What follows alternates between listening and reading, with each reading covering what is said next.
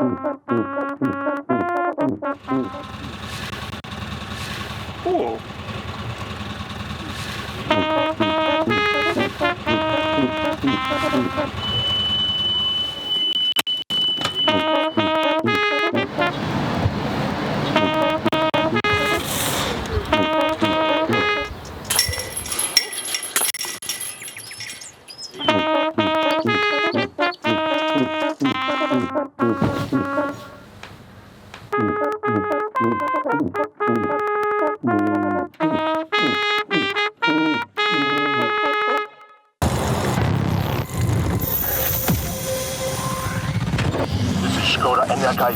The first fully electric Tour de France leading car. September the 8th, 2020. Rider, Cameron Jeffers.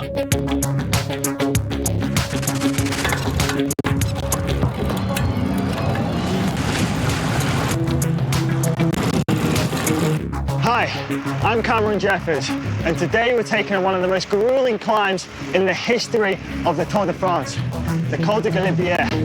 Hello, Cameron. We are here to watch your back. This beauty was unveiled at the world premiere just a few days ago, and it has already served as the director's car in the Tour de France, leading the peloton. With climbs like these, two things are important. You've got to pace yourself and keep a steady cadence to ensure you don't blow before you get to the top. You know what? Screw it. Let's go full gas. 800 meters to the top.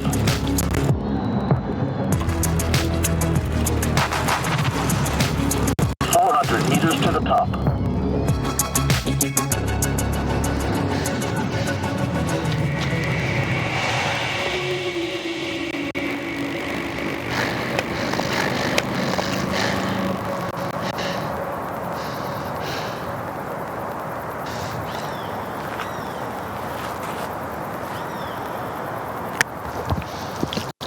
A little recharge for me. Now I think we should go and have some fun in the descent. Let's smash it.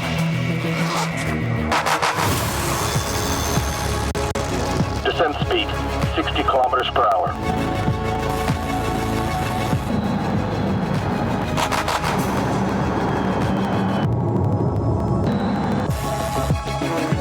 Kilometers per hour.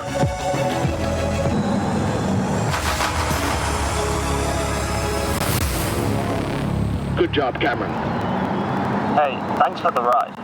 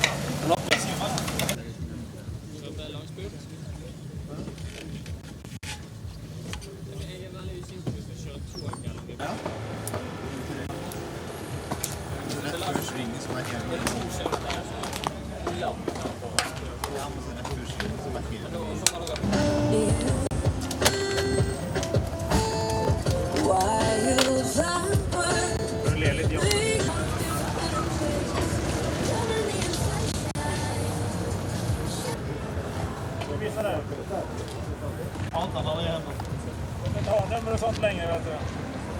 Jaha.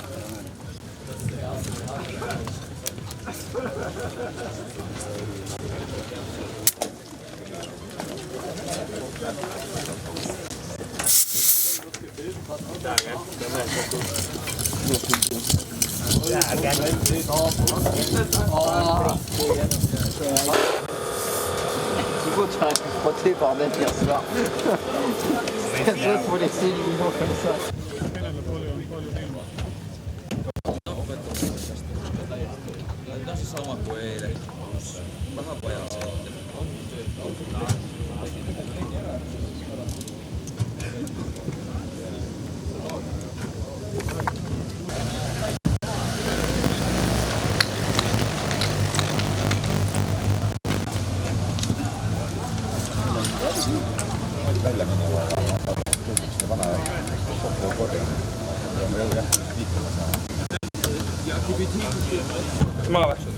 Ikka tervitan oma ema, kallist ema, Maret. Tšau, Maret!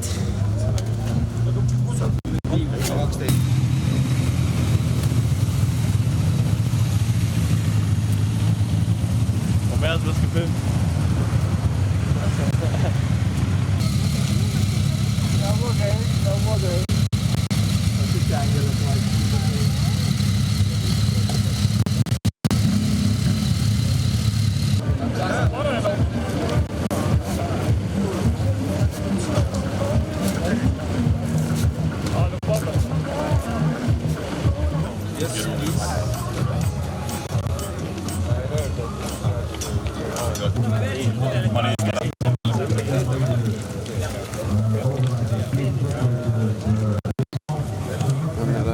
Koliti juba bussi taha. Ma lähen teen kähku selle briifingu ära ja siis...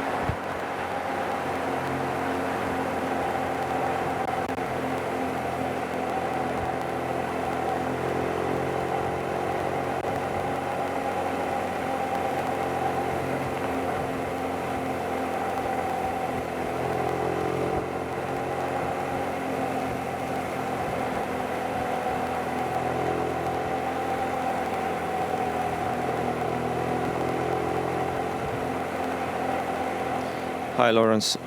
You originate from New Zealand and have all won world champion titles from track racing. Now riding on road with Groupama for first year here in Europe. You've done few same level stage races before this season.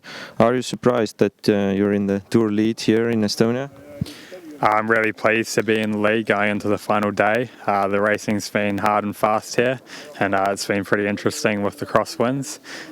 It's made for some exciting racing, and yeah, it's all to play for on this final stage.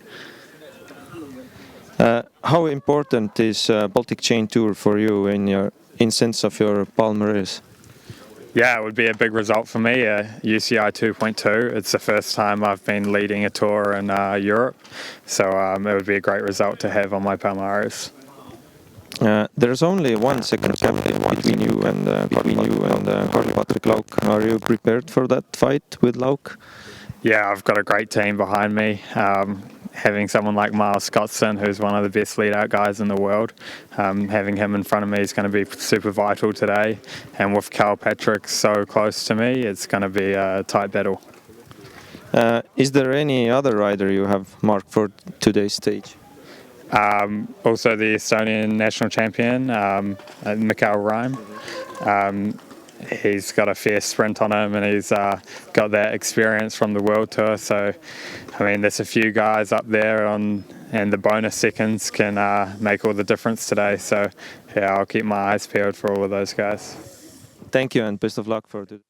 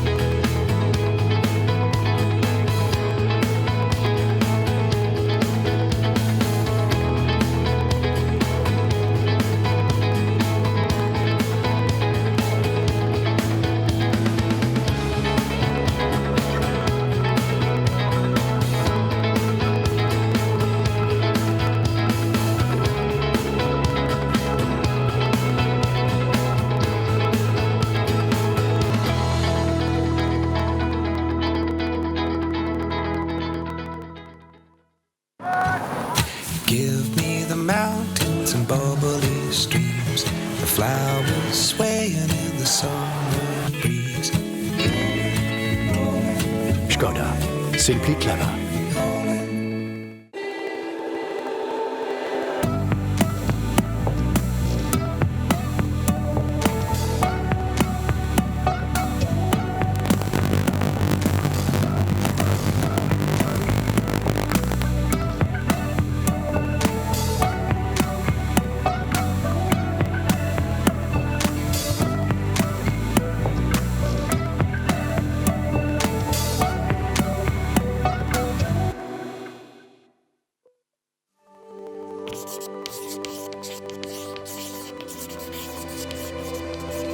Giving up was never part of our mindset.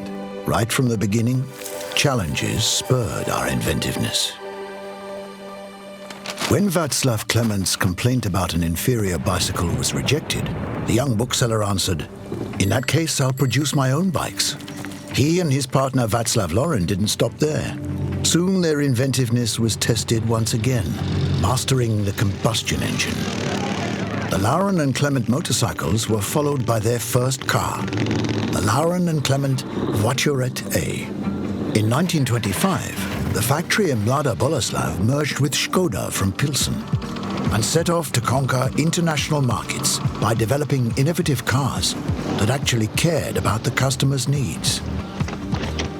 The existential threat of the world economic crisis only boosted the inventiveness of the company. While other car manufacturers disappeared, Škoda radically changed its product palette and offered cars which were more affordable for a broader audience. Since then, Škoda has been the biggest selling car brand in the Czech lands. It wasn't long before history set the next hurdle. The war was over, the challenges were not. But once again, our spirit of inventiveness proved stronger. From the 50s on, legendary cars were created. Finally, a new era began, and we started, what else? Tackling new challenges. Partnering with Volkswagen, Škoda combined inventiveness with the experience of a global player. Cars like the new generation Octavia, the Fabia, the Superb, and the Scala followed. From the Kodiaq on, we enlarged our SUV range. Model after model surprised with great design and simply clever ideas that showed a deep understanding of human needs. Since then, Škoda has not only convinced but excited millions of customers in more than 100 countries. Now we are in the middle of a new challenge. After 125 years, we electrify our cars and digitalize our business. How will we respond? By transforming from a traditional car manufacturer into a simply clever company for the best mobility solutions. Knowing that challenges only spur our unshakable spirit of human inventiveness. Škoda. Simply clever.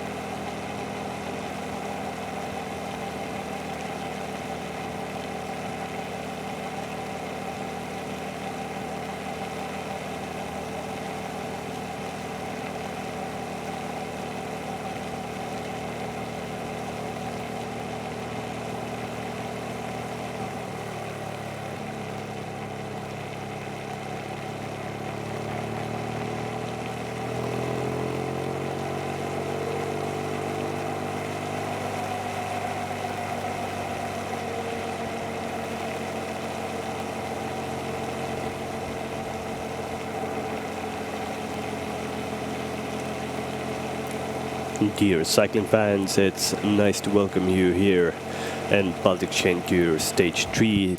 Definitely the most exciting day in this tour this year.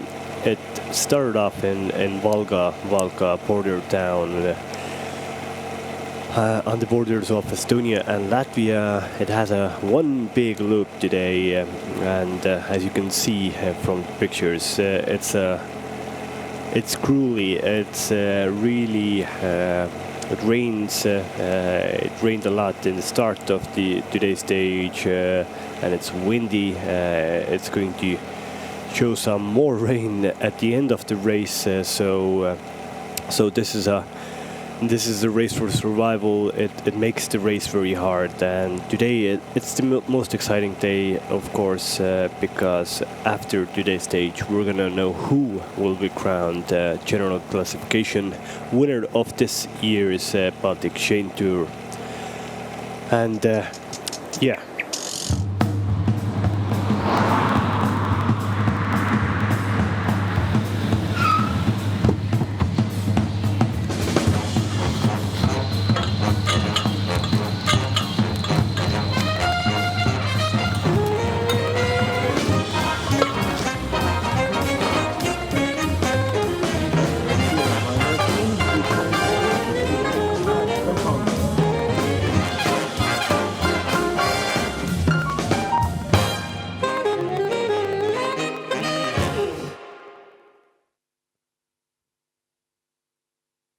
Give me the mountains and bubbly streams, the flowers swaying in the summer breeze, the butterflies, birds and bees. That's the rolling life for me.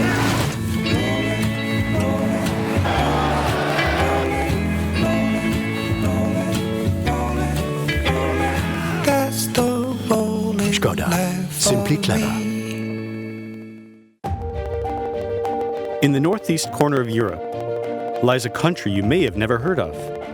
Yet you've been here before, whenever you've closed your eyes, and envisioned the perfect city as you listened to fairy tales, or escaped to a secret getaway where no one could find you, or dreamt about a magical stroll through a winter wonderland.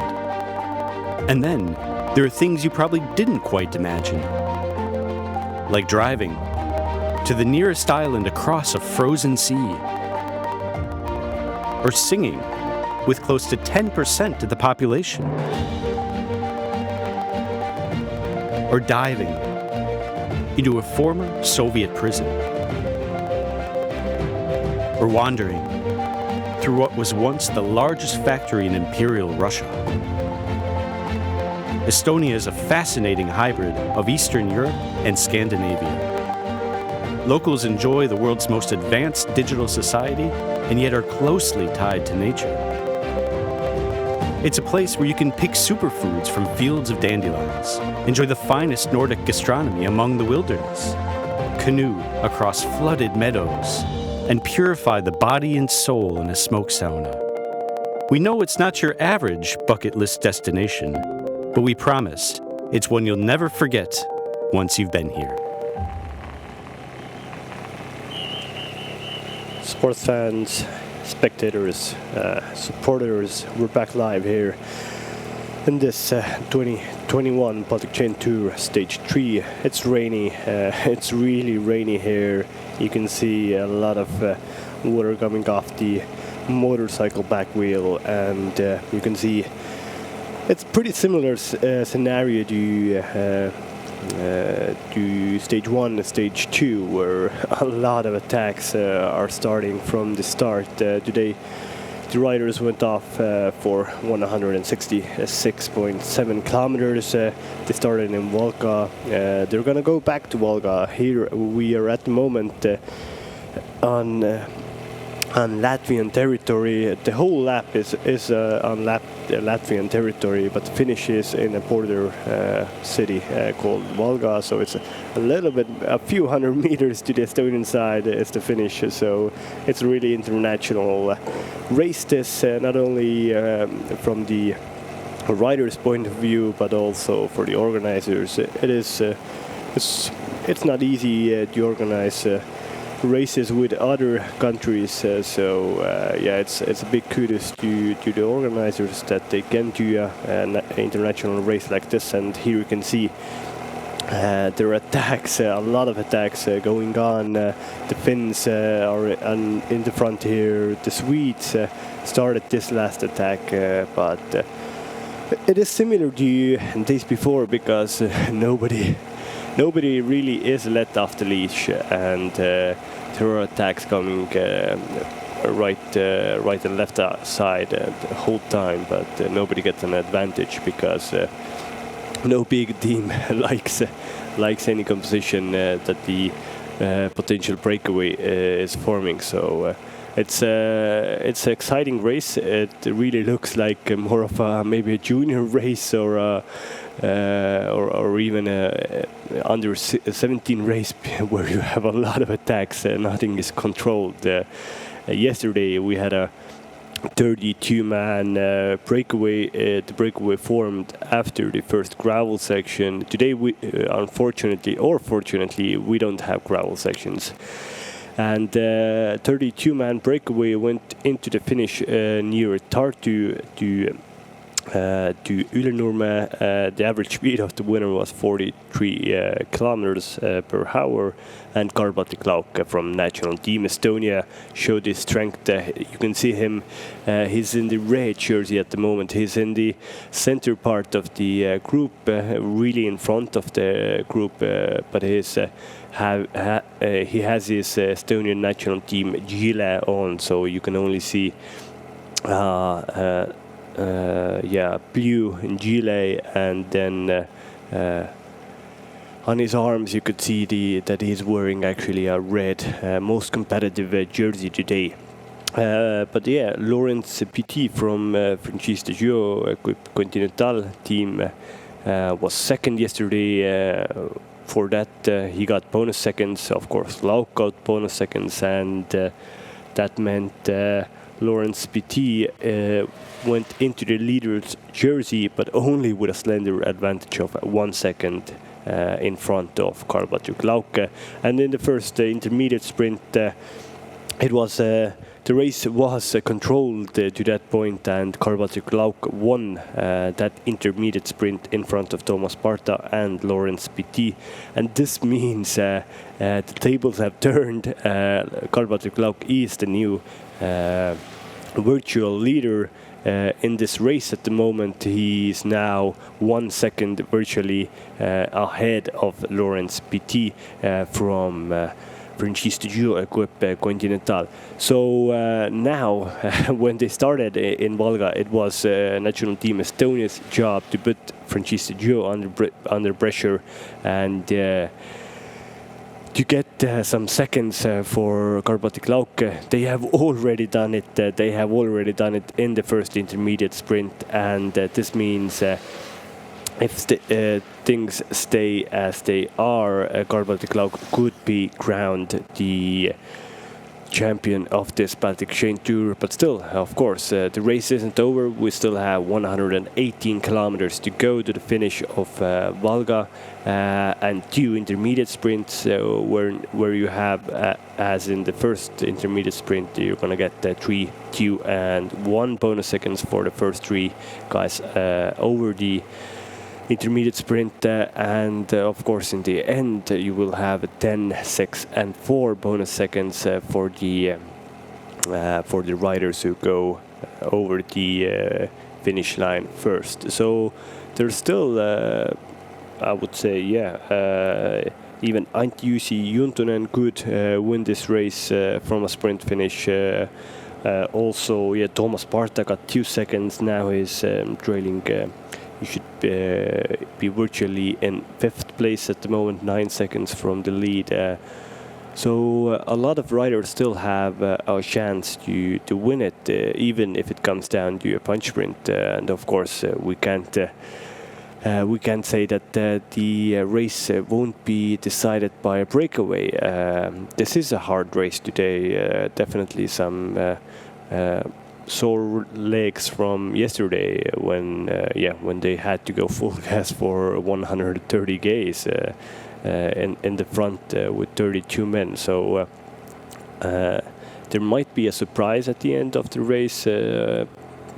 And it's pretty technical, the run into Volga. It has some pretty bad roads actually, and it has a few roundabouts also. So yeah, it could be sketchy at the end of the race, and we could see a little breakaway going away and nobody catching them. But yeah, it's just hopefully we'll see a lot of attacks in this race still. The riders just came through Valmiera, a nice city in Latvia, and if you were going to visit Valmiera or the Baltic states, then and if you're a fan of beer, and a lot of cycling fans and the cyclists are a little fan of beer, then definitely try Valmiera Muisa beer. It's definitely the best beer. And in the Baltic states, maybe not as good as the Belgian classics, the Flanders, the Leffes, Kvarmonts. They have every iconic hill in Belgium has a beer named out of it. So, but yeah, Valmiera Muisa is a good little brewery in Latvia. You can definitely try it out if you're a fan of good dark beer. But yeah, here you can see some attacks. It's Ampler team rider with Andris Vozekals, also Gert Juer from national team Estonia. We can see a Lithuanian and also the Swede. The Swedes won the first stage with Lucas Eriksson Vist in Tallinn Pirita, but yesterday they did a blunder. No men got in front of the 32-man breakaway. Everybody was left out, and it was they had to give their yellow jersey to Lawrence Petit, who was second in the first stage, second yesterday. So he definitely wants a little better today, and little better would be a stage win, and that would guarantee him a win in the general classification also. But definitely Karl-Patrik Lauk won't go down a fight. He's the new virtual leader at the moment, and here you can see, it's the Swedes are going full gas here. They're trying to do a better race than yesterday, and hopefully they will be a bit better today, because for us spectators and for me as a commentator, it's always nice to see as many teams, as many cyclists in their top form to go for the win. You never want to see a race which is the outcome of, or that somebody is really above the rest. You want to see attacking racing, some really racing that is will go down to the line, and that's why we like cycling. So hopefully we will have a nice race. But Uno X here at the front of the group, it's Bogdanovic second wheel, Kirill Tarasov from national team Estonia in third wheel, and Ampler guys are attacking again. They have in the general classification, the third place Antti Jussi Juntunen is 7 seconds from the lead. He did a really good race yesterday. He wasn't very good at the end of the stage. Thought he would even go better than 5th place, but he was there or thereabout in the intermediate sprints. He got some seconds there, Antti Jussi is an up-and-coming talent from Finland. But here on the right, Gert Kivistik from Team Peloton, still controlling the race at the front. Nobody is has been let go from the race, so still, we have already raced 50 kilometers, but no breakaway has been formed. Now it's tactics also. When Karl-Patrik Lauk is in the virtual lead, maybe he wants to maybe the national team Estonia want to let a little breakaway off the front because the next two intermediate sprints, as you can see on this map, come on 75 kilometers till the end and 54 kilometers till the end. Maybe it would be better if breakaway, which is not formed of very dangerous riders, will take the sprints points in those two intermediate sprints. It would maybe suit the national team Estonia, and they wouldn't have to control it. Of course, it's a little dangerous game because maybe somebody is still really high in the general classification will get into the front and they will get the points ahead of them. Yeah, we'll see a lot of different tactics today, and I think a few teams will try to go really offensive today because you don't have anything to save for next days, because next day, tomorrow, there's no race in this Baltic Chain Tour. It will end today. It will end with a spectacular finish in Valka. I'm sure of that. But yeah, this is the group at the moment. You could see that the wind is pretty harsh, and sorry for the little problems with our video today, because it's due to the fact that the broadcasters' video transmitters are using 4G signal, and despite the fact that they're using actually 3 mobile signal providers, so pretty much every mobile signal provider that there is in this region, it's still very few small cell towers near these roads, and of course, when we're going to be close to the border again, when we'll go back to Valga, where the finish is, then the signal quality could go a bit bad, but definitely we will see the finish perfectly, and the broadcasters have said at least the last 5 kilometers will be very okay, and no problems there. So yeah, so a little sorry to you that we're gonna have some video breakouts today, but yeah, hopefully you will understand, and the broadcasters are doing their maximum to provide us the best pictures. And I think for a 2.2 race... Hi, Karl. Strong win yesterday and only one stage to go. What do you predict for today's stage, and who do you see as biggest threat, except Groupama, of course? Yeah, there's always a lot of threats because the front group was quite big yesterday, so 31 or 32 guys. So it will be difficult to look or point out everybody, but definitely Groupama, and also Ampler guy Antius is not far, only 7 seconds, and mainly all the other 30 guys are around 10-13 seconds, so not far either, and a guy from 25th place can take one sprint, so bonification, and also the final sprint, and he can win the whole thing. So it will be a really difficult day to control, but we have I think we have a quite good tactic, and it will be mainly about the legs. If we can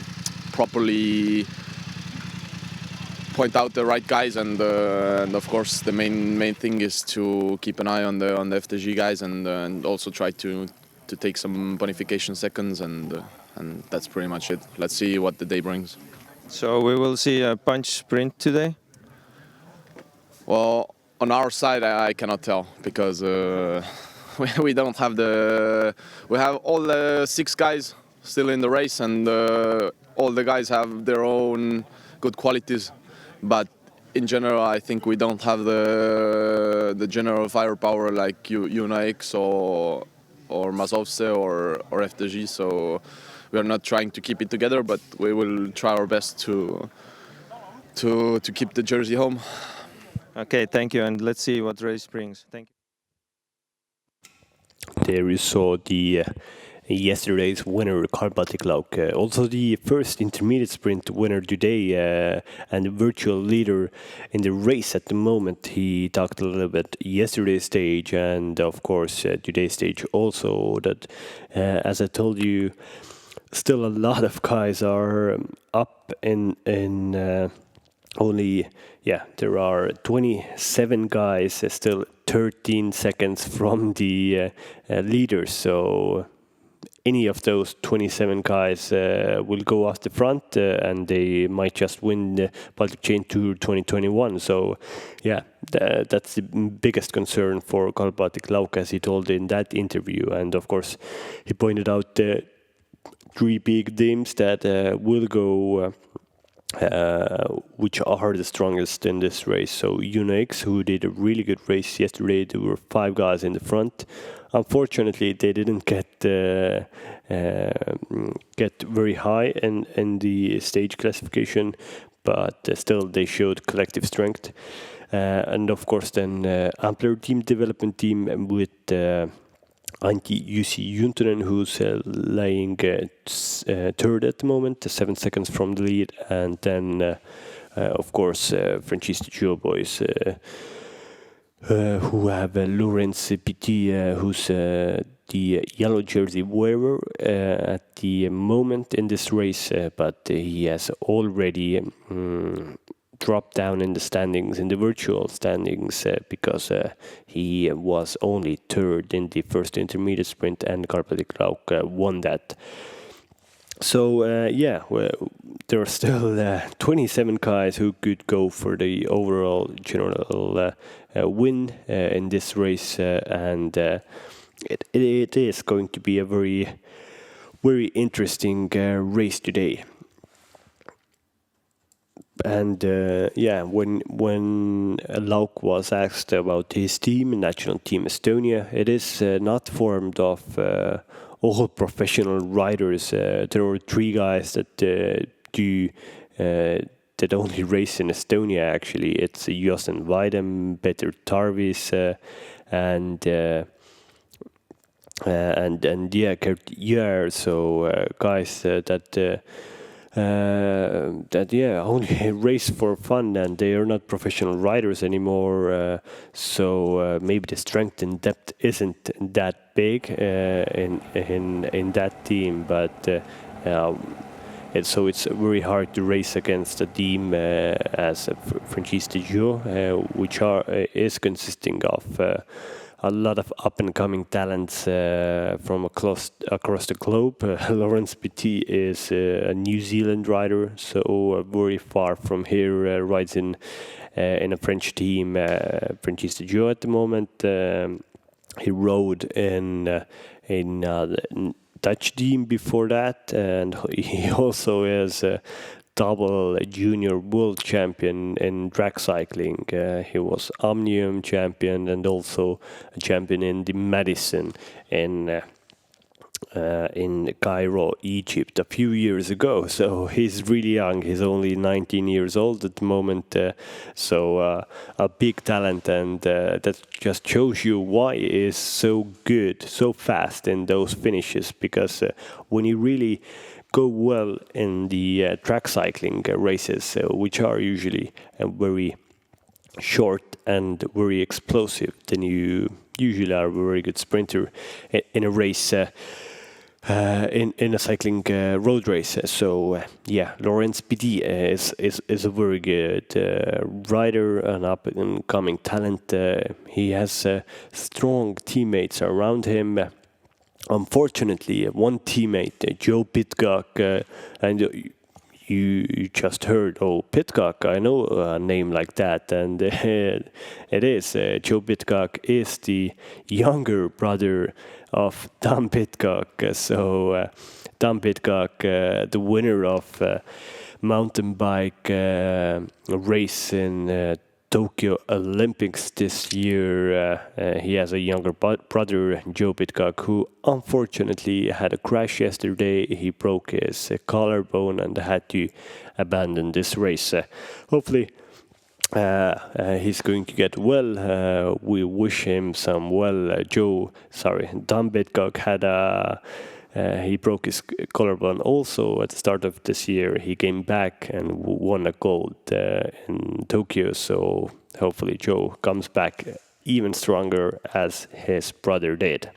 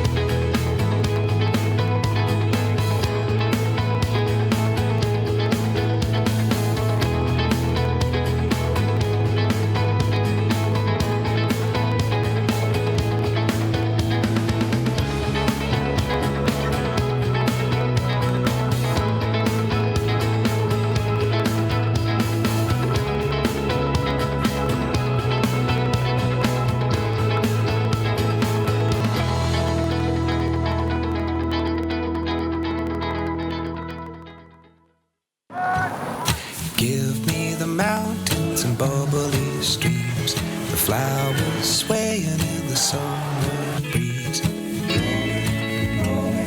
Škoda. Simply clever.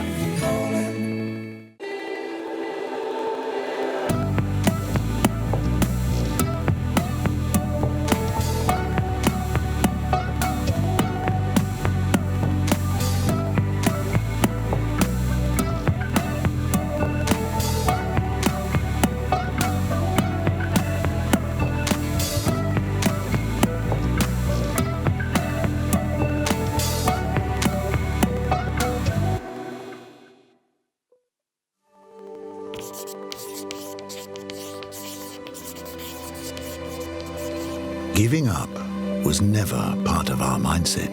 Right from the beginning, challenges spurred our inventiveness. When Václav Klemens' complaint about an inferior bicycle was rejected, the young bookseller answered, "In that case, I'll produce my own bikes." He and his partner Václav Laurin didn't stop there. Soon their inventiveness was tested once again, mastering the combustion engine. The Laurin and Clement motorcycles were followed by their first car, the Laurin and Clement Voiturette A. In 1925, the factory in Mlada Boleslav merged with Škoda from Pilsen and set off to conquer international markets by developing innovative cars that actually cared about the customer's needs. The existential threat of the world economic crisis only boosted the inventiveness of the company. While other car manufacturers disappeared, Škoda radically changed its product palette and offered cars which were more affordable for a broader audience. Since then, Škoda has been the biggest selling car brand in the Czech lands. It wasn't long before history set the next hurdle. The war was over, the challenges were not.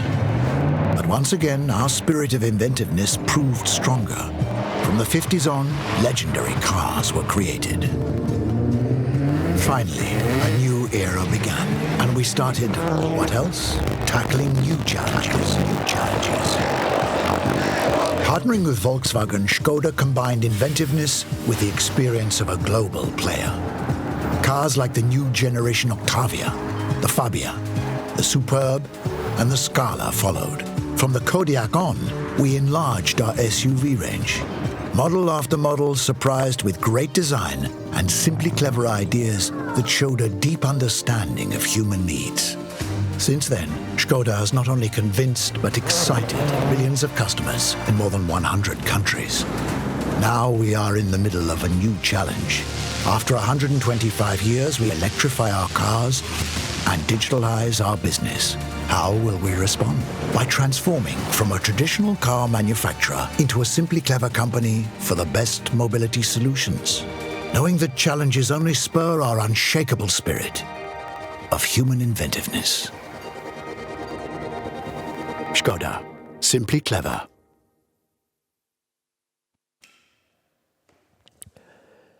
Back here in Baltic Chain Tour, I think Skoda has really upped their game in their marketing. That was one hell of a commercial, really nice history lesson for Skoda fans. And Skoda is a very unique car manufacturer that gives every working man a nice, affordable car, which is reliable. And it's so nice to see that Skoda has been a fan and a sponsor of cycling around the globe for many, many years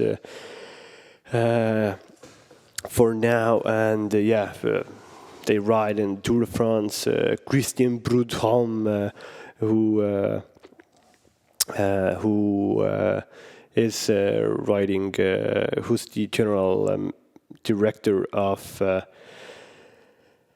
Tour de France, rides a Skoda every day when he is part of the Tour de France caravan. Skoda is an official sponsor there, and of course, Skoda is helping out this Baltic Chain Tour also. It's so nice to see and that they are now moving towards a simply clever solutions where they are more climate friendly. They are digitalizing their company, and it's a cool thing to do from a car manufacturer. It's the only thing you can do because EU is starting to prevent people buying diesel cars. They should be banned in 2030. So when you have a diesel car, it's going to be out of date in just 10 years. And so but electric cars are the future, are very popular at the moment. And here you can see it is full rain at the moment. This is not a nice view to have on this peloton. I feel a little bit pity for these guys because they have to ride in full rain at the moment. 100 kilometers to go. It's Maris Bogdanovic from national team Latvia on the attack. He did a very smart race yesterday, but unfortunately was a bit boxed in the finish and only finished only 13. So I thought he could do something even better, but unfortunately he only could finish 13 yesterday. He is a very good, with a good palmares and with a big experience rider from Latvia. 29 years old. He rode for many years in Alpha Baltic and in Retto Motelf in 2 different continental teams in Latvia. Also a few years in Amora Vita, Italian continental team. And he has actually won the general classification of this Baltic Chain Tour in 2016. So a former winner in today's race, and this he shows that he knows this race very well, and he wants to be on the front hand today again. So he was good yesterday. He was good on the first day, and at the moment he lies only 13 seconds from the lead. So you can't. But it's a bit hard to go alone in front of the race with 100 kilometers to go. But still, Maris Bogdanovic shows that he has some strength to go off the front.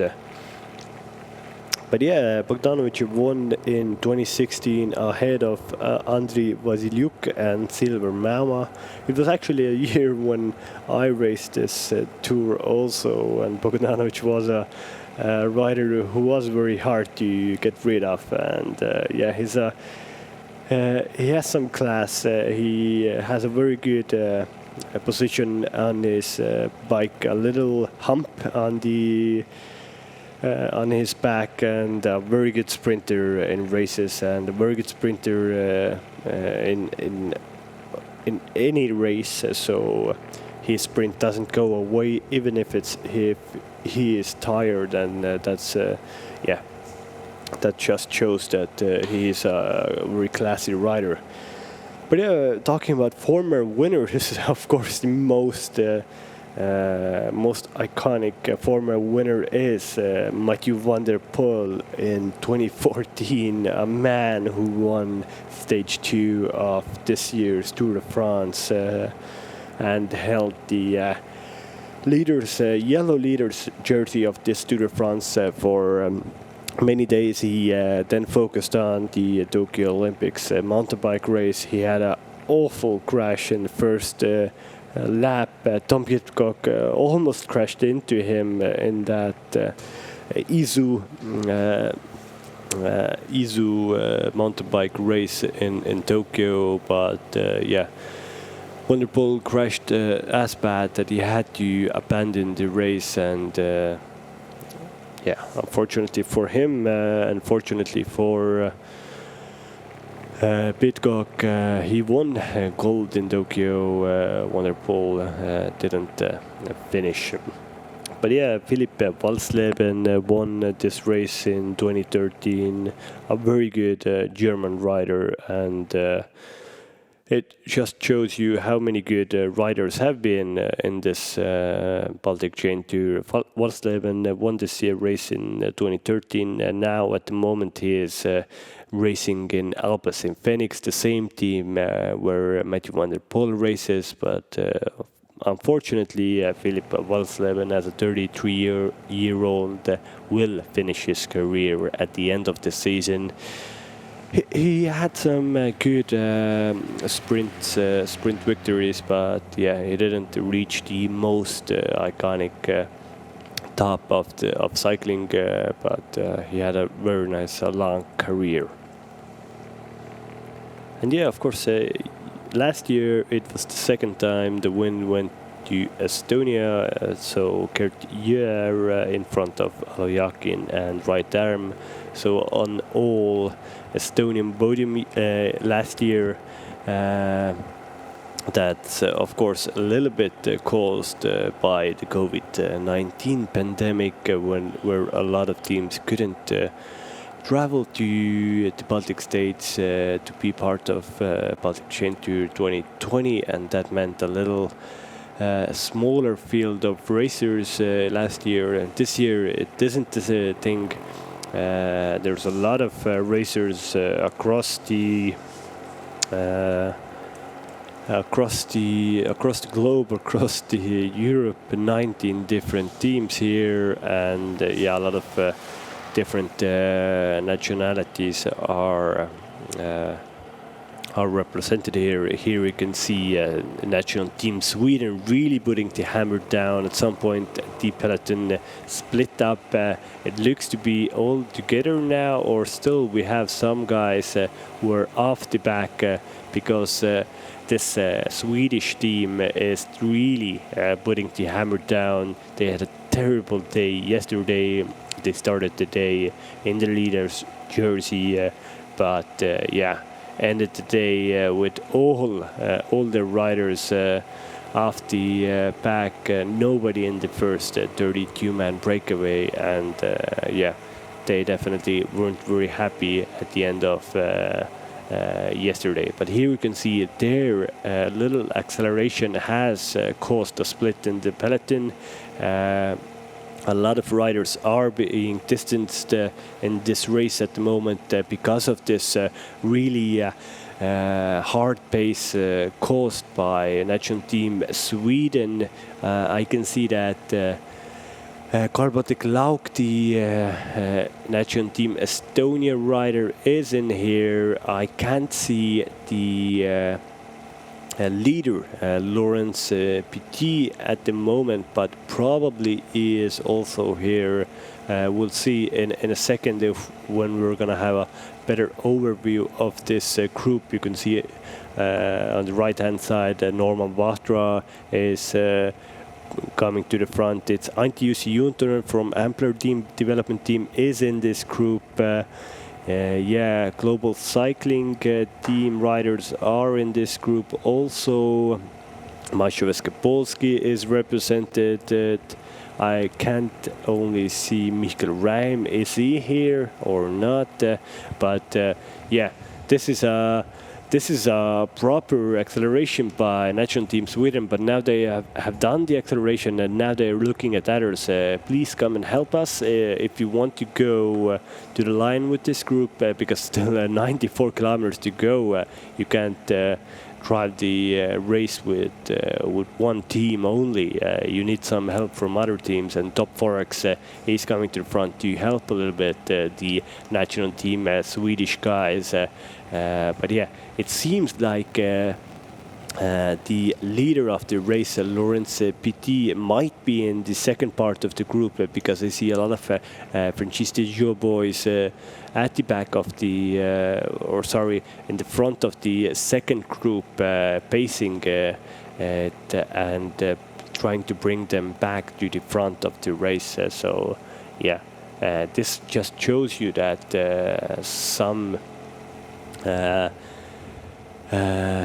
it shows some cracks for Francis Dejo. If they really miss this split at the moment, it will probably come back and the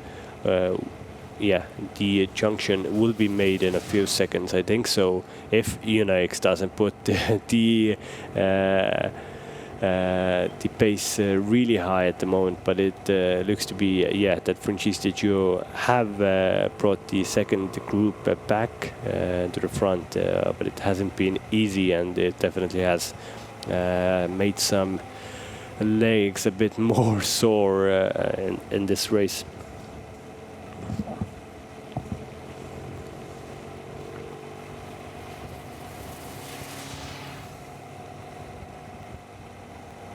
I could see this is a really nice part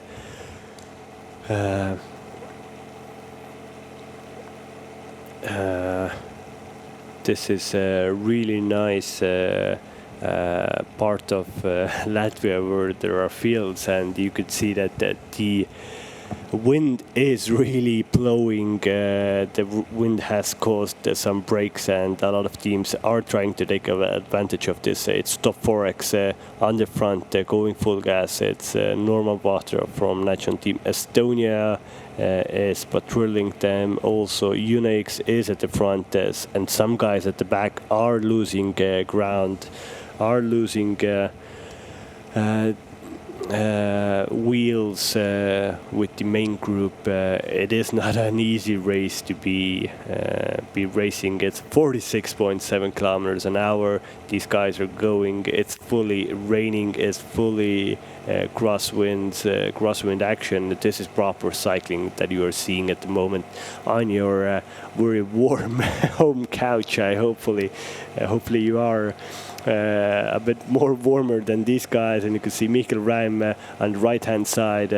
Maciej Skapolski did a lot of crosswinds in the first stage. They are trying to do the same thing now. It's Michael Reim on the second wheel with his teammate in front, stringing this really out. This is a really good possibility to put other teams under pressure to make the race as hard as possible. And it's still 91.5 kilometers an hour, and you can see this acceleration by Maciej Skapolski team is really string this out. It's one big line of riders, one big line of suffering riders here in stage 3 Baltic Chain Tour.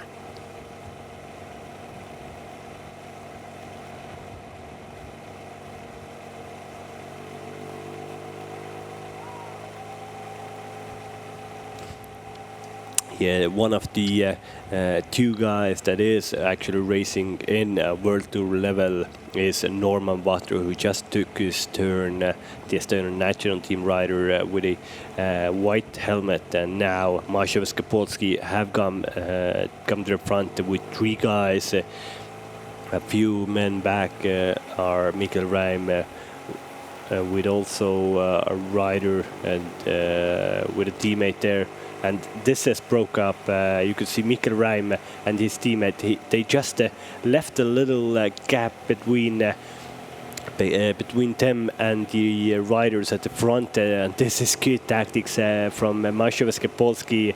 They are putting the hammer down, and Toforex see the danger and know that this is not a very good situation for them, and really trying as hard as possible to get back to the front. This is some exciting racing here.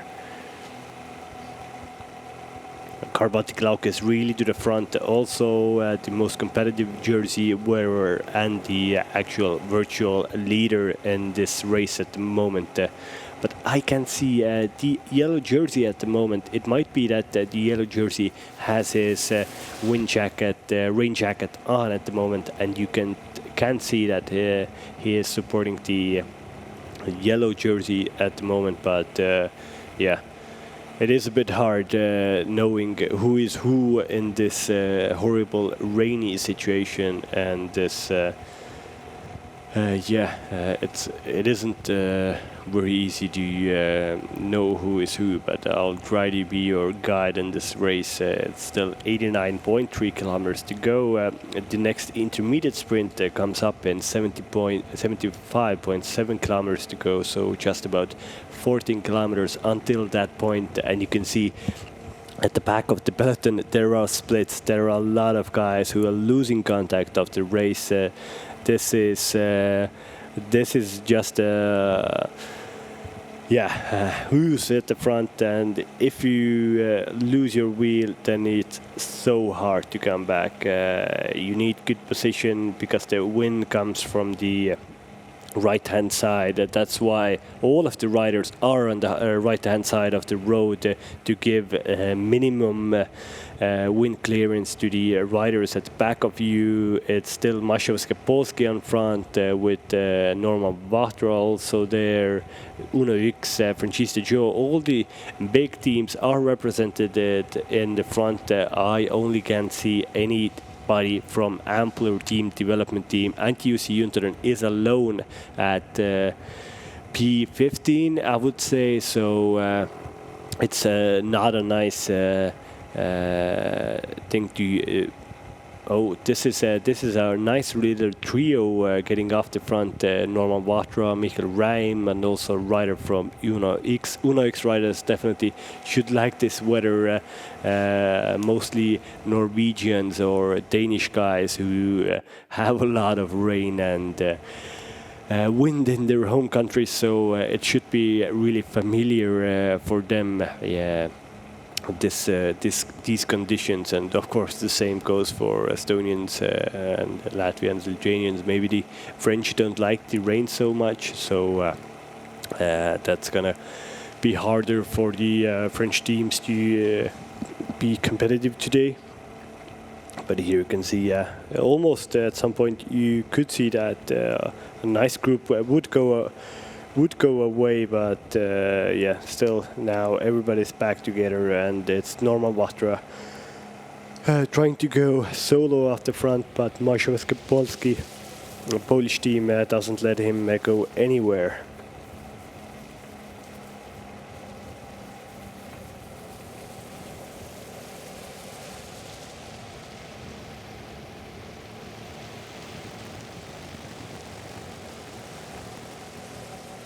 Now it's Miles Scottson from Francisco Joe brought his team to the front and really puts the hammer down.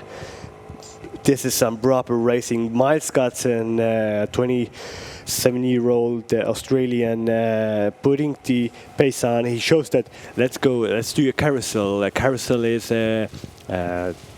type of riding your bike. When you get to the front, you simultaneously change your turn. You won't stay on the front longer than 10-20 meters, and the little bunch that is doing the carousel is doing it all the time, moving your position, and this is the most effective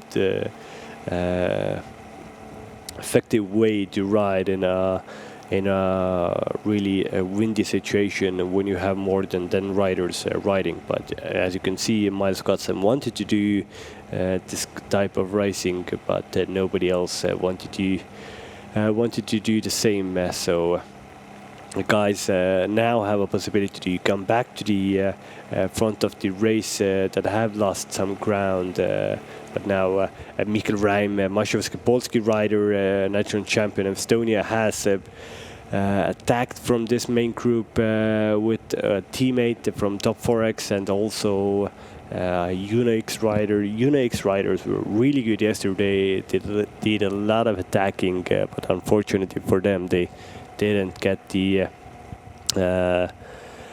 they didn't get away. And now Mikkel Reim just did something again, a very tactical turn. He was off the front with his teammate, the Top 4X guy, UNX rider, but he just freewheeled off there to give these three guys a better opportunity to go ahead, to get away, because everybody is looking at Mikkel Reim. He is a very marked man in this race. He is the Estonian champion in this race, so everybody looks at him.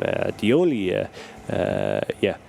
him and the Swedish national champion, two national champions, are in this race today. And Mikkel Reim was sixth yesterday. Mašovský Polski did a properly good lead out for them, but they mistimed it a little bit. They started too early, and they were spent before the finish line, and also Mikkel started his sprint too early, and the other guys could stay on his wheel and go over the top of him before the finish line, and that was a pity for Mikkel, but let's see how they go today. So Top 4X, Mašovský Polski and UNX, three big teams are represented in this breakaway. It's a good breakaway to go away, and the main group is slowed down a bit. This might just be the first proper breakaway of this tour, actually. Well, we had a little breakaway yesterday when Andris Vozekals and a UNX rider was off the front, and also a two-man breakaway of Robin Fischer and a rider from Lithuania off the front, but there haven't been a lot of breakaways in this race. We have seen more attacking than in any race I've seen this year, but nobody has really got off the front, and this is a possibility for these three guys to get an advantage on the main group. They can go now. They are doing nice little turns at the moment, working well together. At the back you could see there's still guys attacking. A 5-man group has gone off or even a 7-man group has gone off the front of the peloton. It looked like one rider from Saint-Étienne, one rider from national team Latvia, and a rider from peloton, also from the Swedish national team, and an Ampler rider. All the teams that aren't represented in this front trio will try to get their man to the front that they don't have to chase these riders back, because if you don't have any riders in the breakaway and you want to bring it back together, then you have to go to the front and chase these riders. And you would say chasing is always a bit harder than going off the front when you already have a little distance between you and the group. So yeah, this is a very interesting part of racing for these three guys. Hopefully we'll see who are the guys here. I can't see the numbers at the moment. I'm not so I don't recognize these riders from them faces. Unfortunately, I recognize a lot of these riders from their face, but not these three guys. Hopefully we will see the numbers soon enough in this race, which is 82.5 kilometers still left of racing in this Baltic Chain Tour 2021. We will going to have intermediate sprint in just 7 kilometers, and then 3, 2 and 1 second will be up for grabs. At the first intermediate went to Baltic Lauk in front of Thomas Parta and in front of Lawrence Petit. So that means Baltic Lauk is the virtual leader in front of Lawrence Petit with 1 second, and yeah, this is the map. Riders are approaching that intermediate sprint soon enough.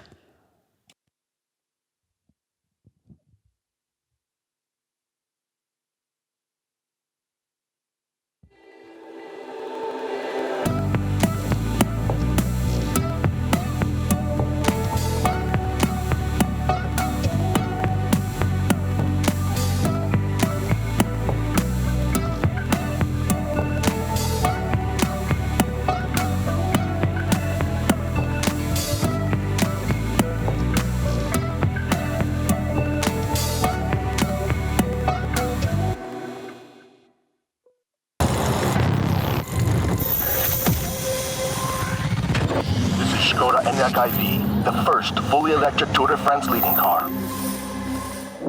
September the 8th, 2020. Rider, Cameron Jeffers.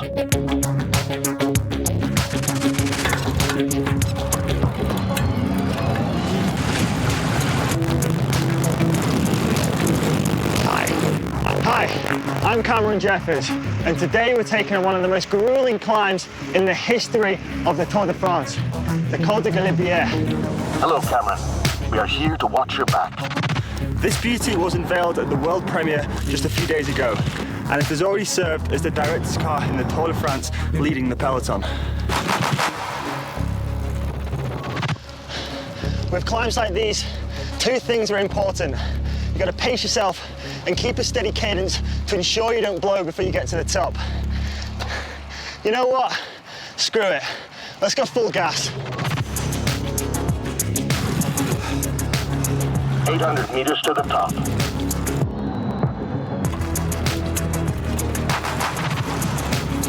400 meters to the top.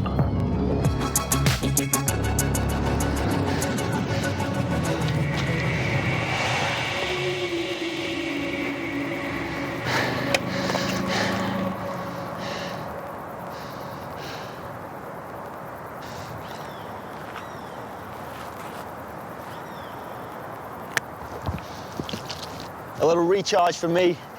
Now I think we should go and have some fun on the descent. Let's smash it.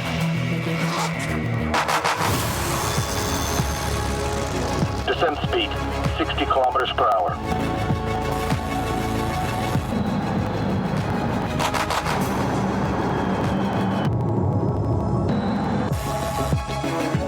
Kilometers per hour.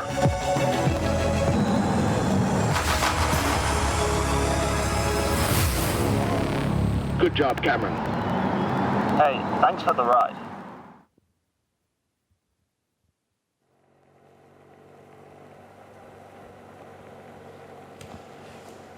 We love cycling. Skoda loves cycling. We love cycling.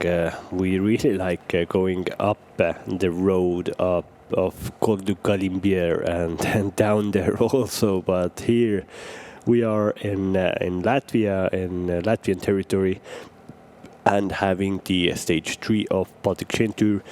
3 guys are off the front. It's a rider from Uno X, also Top 4X, and HRE and Masho's Polski team, and it looks to be as it's Andris Vosekans again from national team Latvia, who has gone off in solo pursuit of this three-man breakaway at the moment.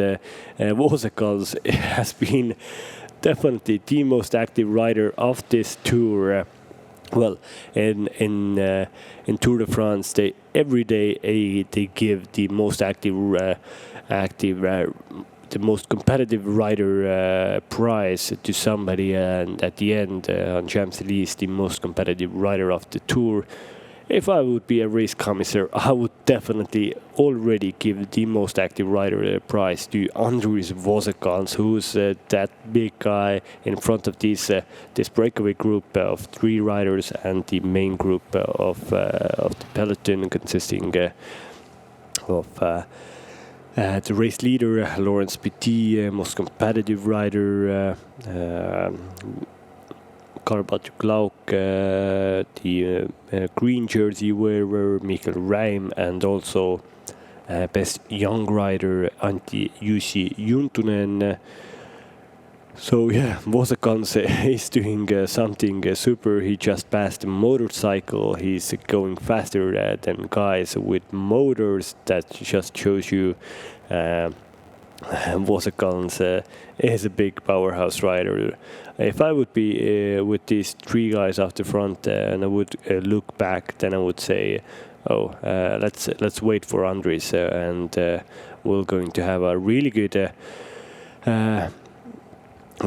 rider to cooperate with, because he is a strong rider and he would give a lot more strength to this breakaway and a lot more. And now you can see that Andris saw that no, it's not possible to get to the front because those 3 riders didn't wait up for him, and there's no point of riding between 2 groups for a long time, and he now is being dropped back to the peloton.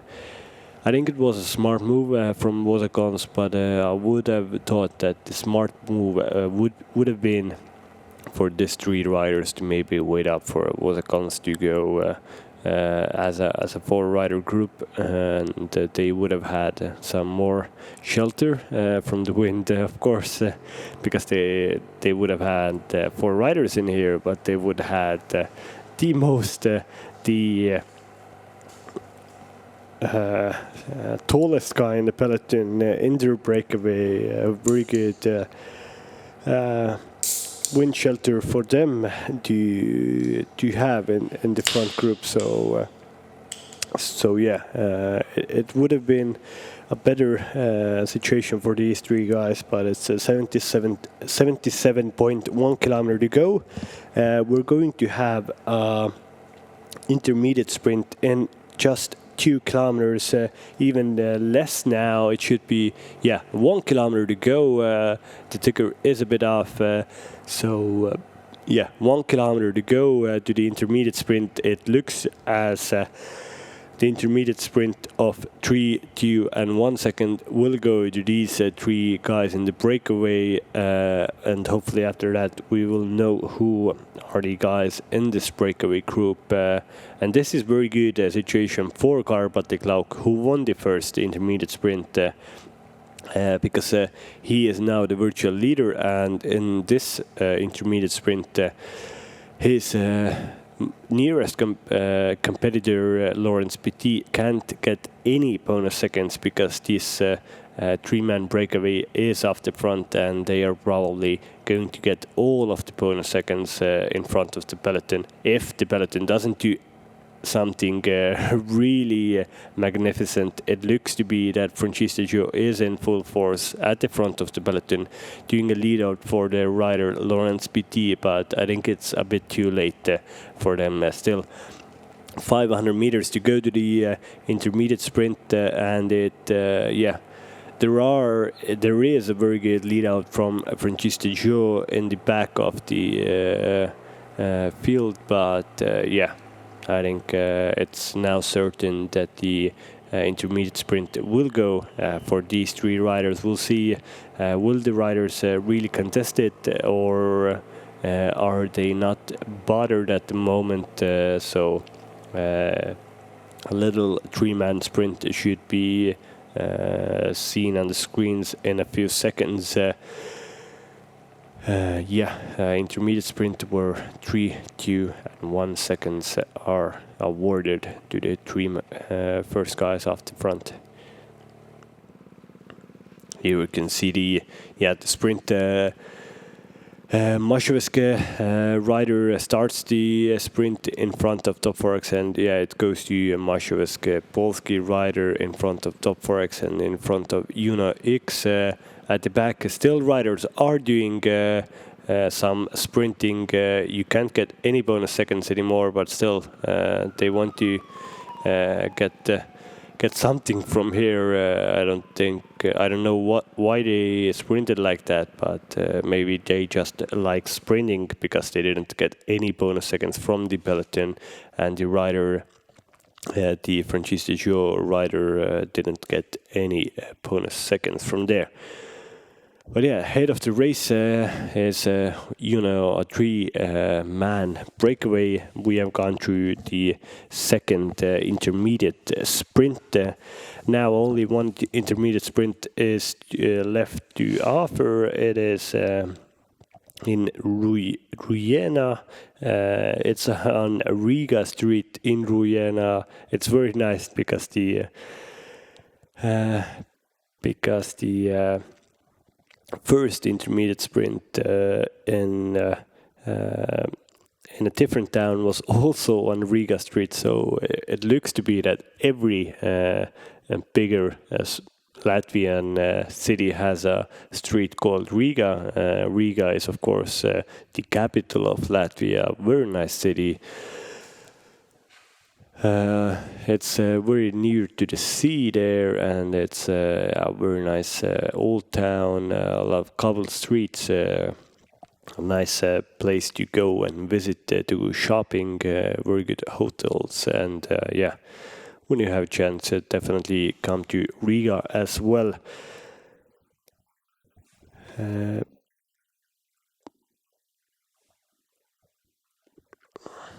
So hopefully in a few seconds we will know who are the front three guys, what are their names, and then I can tell you a little bit about them. The Mashoveske Polski rider won the last intermediate sprint ahead of Top Forex and ahead of Juno X rider.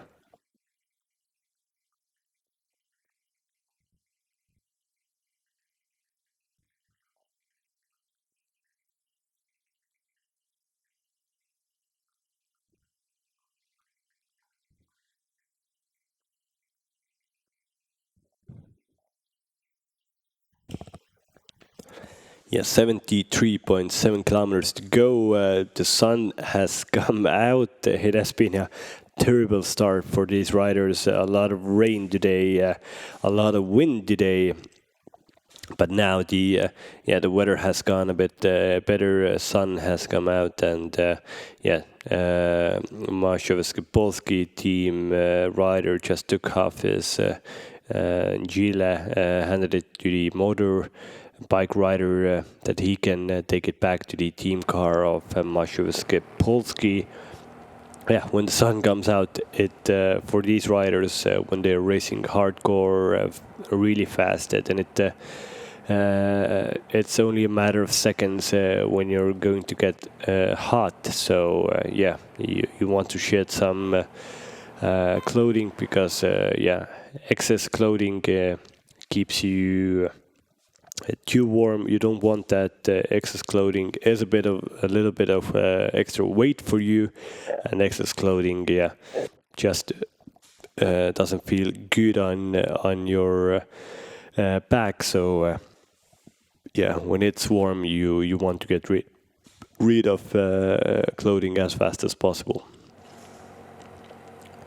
Here it looks to be Kertjär's Cube bike. It is Kertjär, former champion, defending champion of this race from last year. He really helped Baltic Lauk yesterday. Here he is at the back from with an Estonian vest on. He has the most competitive red jersey on. He's the virtual leader at the moment, the stage winner yesterday. A really good sprinter whose home team is Nicolas Pro Immo in the French amateur field. It is a very good team in there. Baltic got some good results there. A lot of wins this year. It's actually yesterday it was his 8th win this year. So it just shows you how good of a racer Baltic Lauk is, and what kind of a force are we dealing here, and what kind of a force is Francisco Joe dealing here. Baltic Lauk was once a rider for Francisco Joe, and now he's back in Nicolas Roux Pro Immo team, and here in Baltic Chain Tour he rides for national team Estonia. There is actually a few amateur French teams that have come into this race. It's Saint-Étienne, also Team France Defense. It's nice to see the French teams coming to a smaller race in this Baltic area, because a lot of Baltic guys go and race in the French amateur calendar. There should have been more teams racing in this Baltic Chain Tour, but unfortunately a few couldn't come here. Of course, the Belarusian teams didn't participate because of political reasons. It's a pity. There are a lot of problems there. A lot of athletes have come out against the Lukashenko's regime, but it's always bad if politics get involved in cycling. But here, 3 guys are still in front, but here is a nice shot of the main group. The main group has been strung out. It just shows you that the pace is really fast and the wind is blowing from the left-hand side. All the riders are on the right-hand cutter, as you would say. Some team is putting them into the cutter. I don't know which team it is, but it isn't very good for these 3 guys, because the one big line of the peloton just shows you that the pace in the peloton is very hard, and it's hard to be in front with these 3 guys when they are racing really hard gas in the peloton. It looks to be that Francisco Joe is trying to control the race, but a lot of riders are trying to go off the front and take an advantage in this race.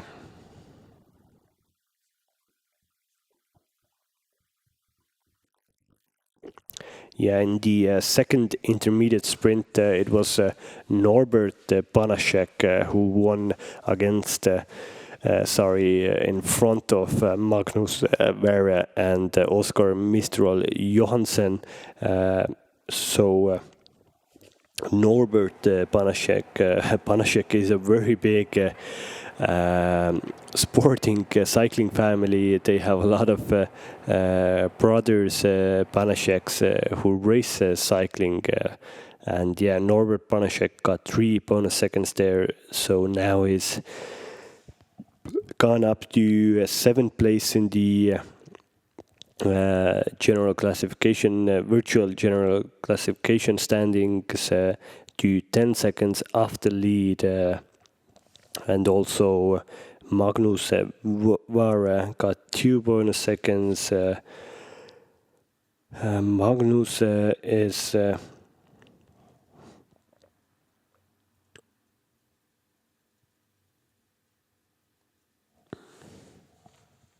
unfortunately, he got a lot of he lost 11 minutes yesterday. He is not in the contention for the overall lead, so that means Norbert Banaszek is definitely the strongest guy in front of the race, and with 3 seconds to his tally, he is now in very good position for the overall lead, and Oskar Misterol Johansson, who's from the Uno-X team in front of the race, he also lost 7 minutes yesterday, and now he is he's not a big factor in the overall general classification standings, but Norbert Banaszek, a Polish guy from the HRE Mazowiecki team, he's a real threat here. You can see him on the front here in a red jersey and in black shorts with a very nice red track bicycle. Norbert Banaszek is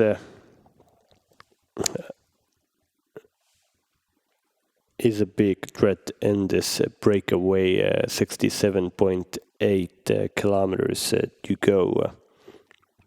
Norbert Banaszek is 24 years old.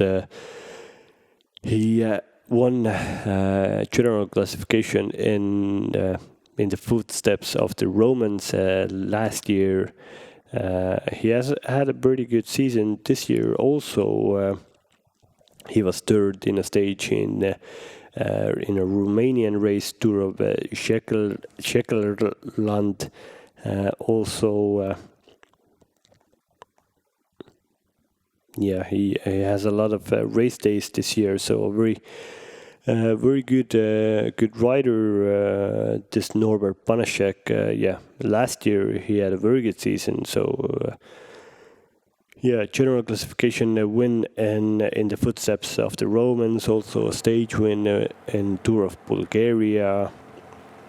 A lot of good results in races in Turkey. This is his teammate Mikkel Räim, who's in the general classification is fifth at the moment, 9 seconds off the lead. An Estonian guy riding for the Polish team. He rides in the green jersey at the moment for the best sprinters,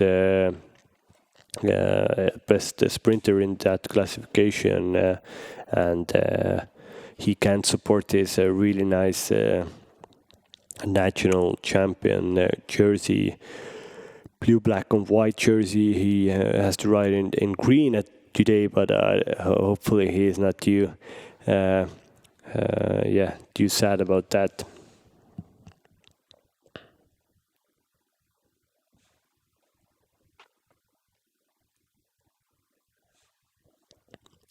But Norbert Banaszek has been in the cycling field for whole his life. He was as a junior, he raced a lot of good races in a junior tour in Poland. He was 7th in general classification in one of the most iconic junior tours in Poland, Grudziądz tour. So Norbert has a lot of experience for his young age, as 24 years old. He's rode for pretty much his whole life in Polish continental teams. He actually was even in a pro continental team in 2016 in Verva ActiveJet pro cycling team. This was also a Polish team.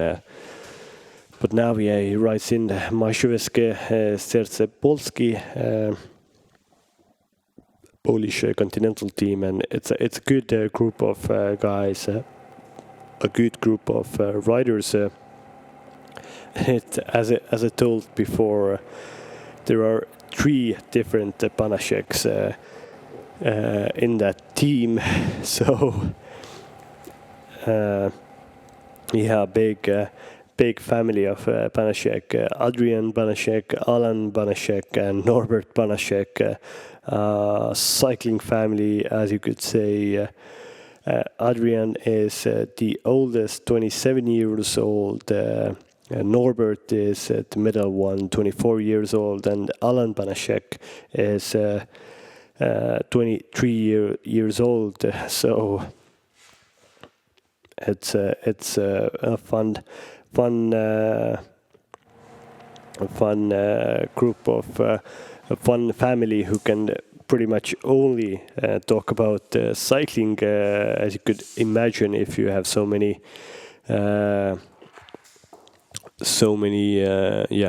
family members that are professional cyclists. So I can imagine the Christmas dinner in Banaszek house will one day will have everything like little cycling decorations on the Christmas tree and so on. You can see Baltic here doing some work in front of the race. Also Kirill Tarasov, National Team Estonia representative, doing some pace at the front of the race and helping Francisco Shaw team to bring this this group of three back, where a very dangerous rider, Norbert Banaszek, is.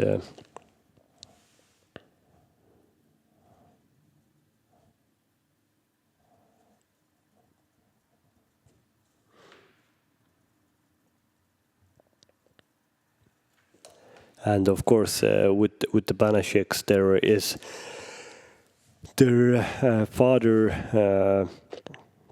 also rode a bike, and Banaszek is a very well-known name in Polish cycling communities, and it's nice that you give to your kids the hunt for doing sports and doing this magnificent sport called cycling. So it's very nice from the Banaszek family.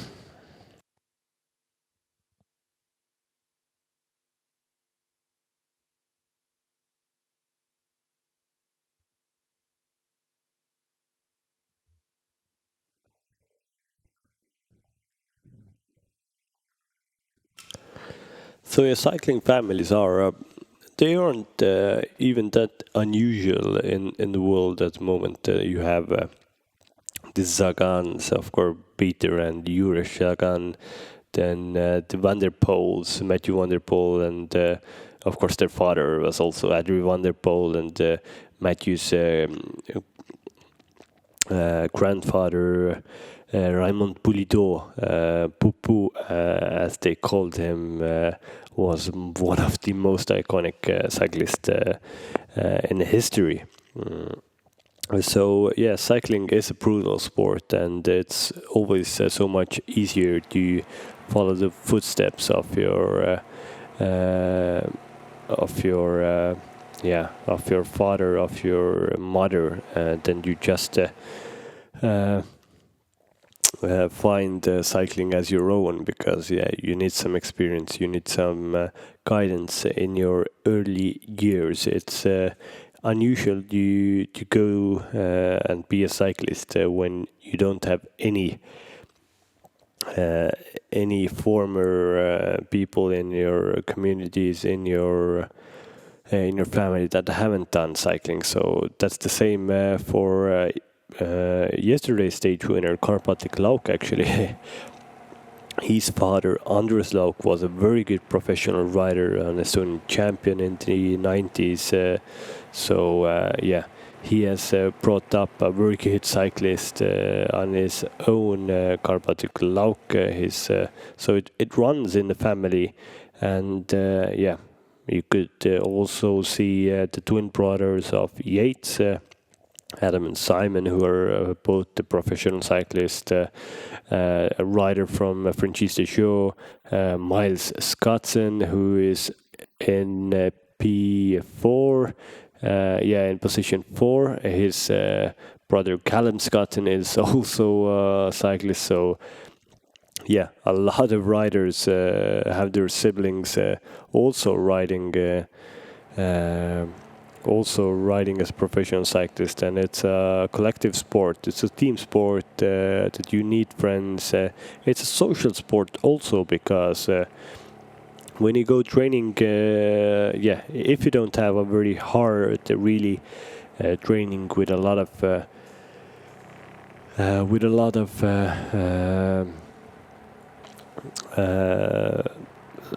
little sprints or intervals, then it's better to go with a group. Do you have fun? Do you talk while you're training? Because this race, 165 kilometers today, it takes the riders almost 4 hours. And of course, if you have races that are more than 4 hours long, then you have to train a lot.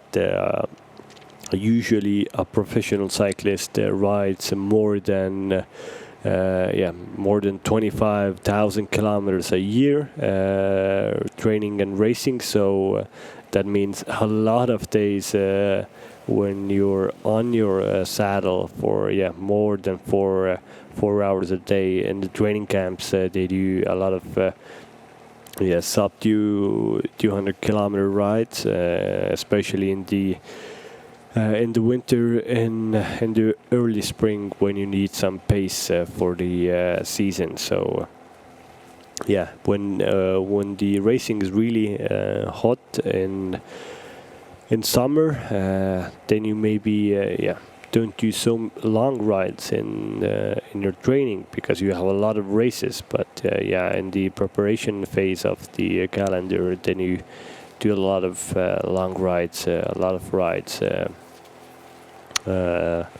when you're staying on your bike for many hours. But here you can see Francis de Jo boys also with national team Estonia are on the front. Francis de Jo lost one rider yesterday. They lost Joe Pitcock in a crash. Pitcock broke his collarbone. Hopefully he's good. Hopefully he had some good help from the Estonian doctors in probably in Tartu hospital. So hopefully is getting better and will heal soon. Here you can see top Forex rider Peter Fiala. 134 from top Forex.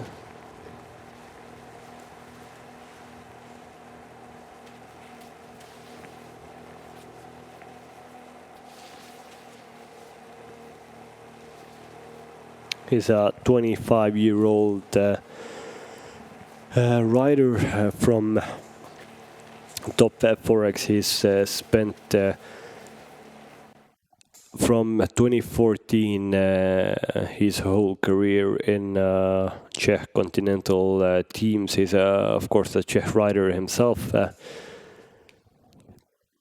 Nothing special. He hasn't a pro win yet, but definitely he will have a pro win at some point. And he's had a few okay rides in the last years, but definitely he is reaching for something even more better, and what might be better than maybe winning Baltic Chain Tour Stage 3 this year. So this is a big tour in terms of Baltic countries. It is co-funded by European Regional Development Fund and Enterprise Estonia, also Solar Wheel, also Skoda Lagri. So a big tour that is being broadcasted here full on from stage 1. Whole of the racing has been broadcasted to you spectators, that you can see this action as best as possible, and this isn't very usual for small races that they will have free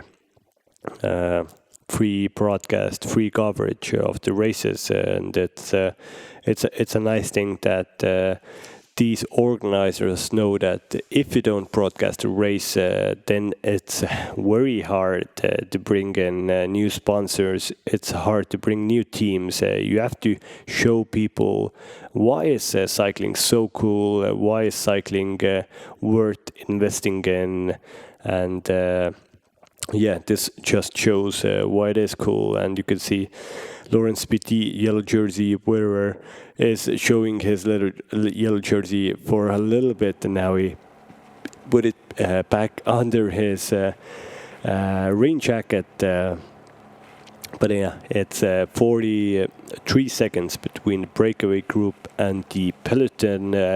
55.7 kilometers to go. There should be a intermediate sprint in 1.5 kilometers on Riga Street in Riena city. There you're going to have again 3, 2 and 1 bonus seconds up for grabs. Here we can see the breakaway just went through 1 kilometer to go to the intermediate sprint.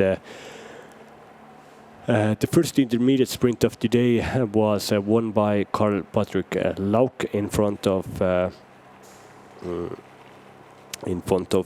Thomas Barta and Lawrence Petit. The second one was won by this same breakaway trio of Norbert Banaszek in front of Peter Viela and Oskar Mistral Johansson. 1:42 from Uno X. So Norbert Banaszek took 3 seconds in the last intermediate sprint. That put him in the virtual standings to 7th place. We'll see if he will get 3 seconds from this intermediate sprint. Then that means he would be actually in the virtual standings. He will go in front of his teammate Mikkel Reim to 4th place on the same time as Antti Jussi Jonathan Juntunen, the young Finn from Ampler Team Development Team. We'll see. Norbert Banaszek is the rider who will benefit most of getting 3 bonus seconds in this intermediate sprint, because the other 2 riders are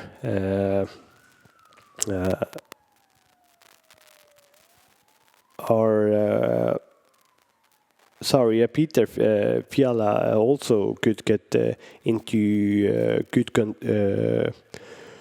a better place in the general classification when he gets some bonus seconds here. But yeah, Norbert Banaszek, who might go into the virtual 4th place in this race, and it is between Banaszek and Fiala. Banaszek starts the sprint. Fiala tries to come past him, but it looks to be that Banaszek will win also. Yep, it was Norbert Banaszek from HRE Maševeské Polski team will won the second intermediate sprint as well in front of Peter Fiala from Top Forex team 134, and Oskar Mistral Johansson from Unix was 3rd in this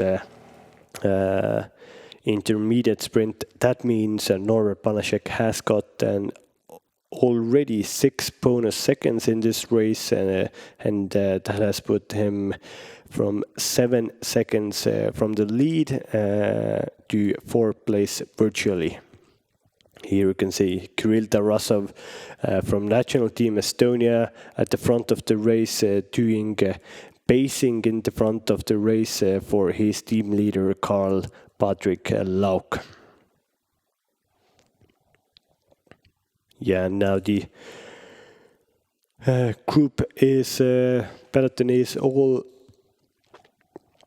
over the intermediate sprint line, and so these riders didn't have to sprint because they didn't have anything to sprint for. These three guys took all the bonus seconds, all the points in front of the peloton. Norbert Banaszak took 3 points and three bonus seconds. Peter Fiala took 2 bonus seconds and 2 points in that intermediate sprint, and Unix rider took the last 1 second and 1 point.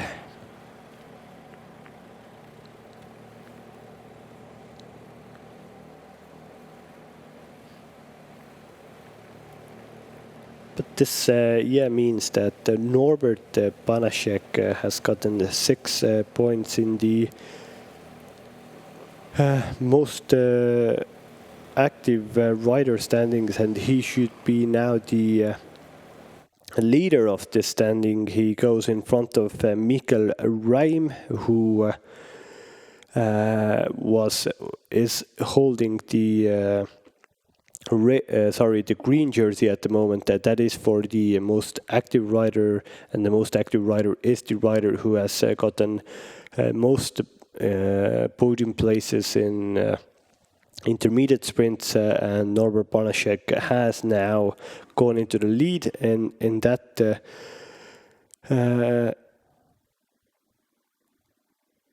in that classification in front of Karl-Patrik Lauk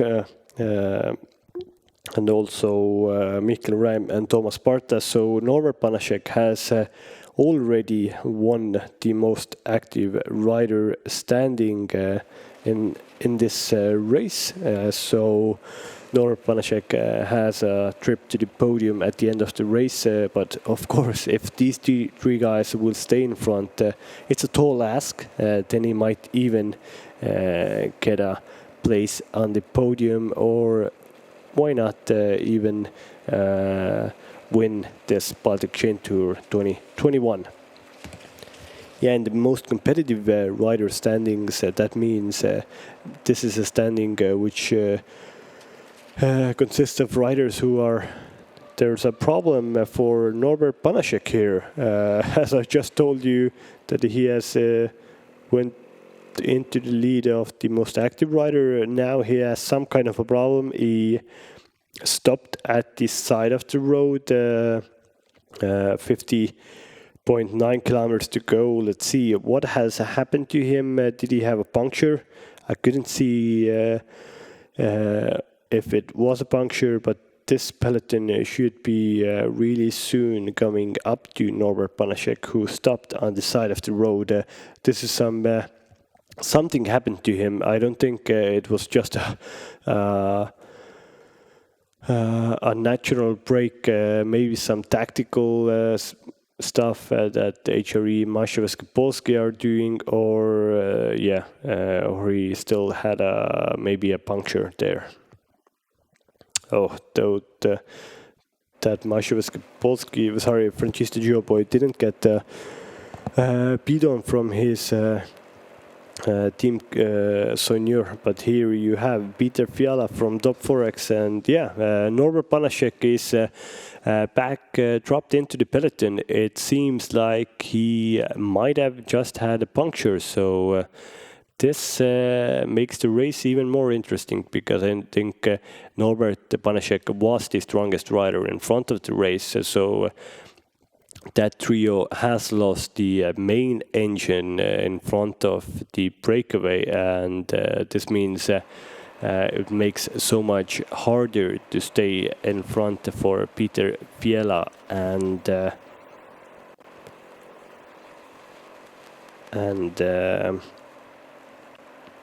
Oskar Myrstol Johansson from Uno X. So I think now the gap between the breakaway two riders now is it was 3 riders, but Norbert Banaszak had some technical difficulties with his bike. He stopped from the breakaway and dropped back to the peloton. So I think the gap between these two riders and the peloton should drop in the next kilometers.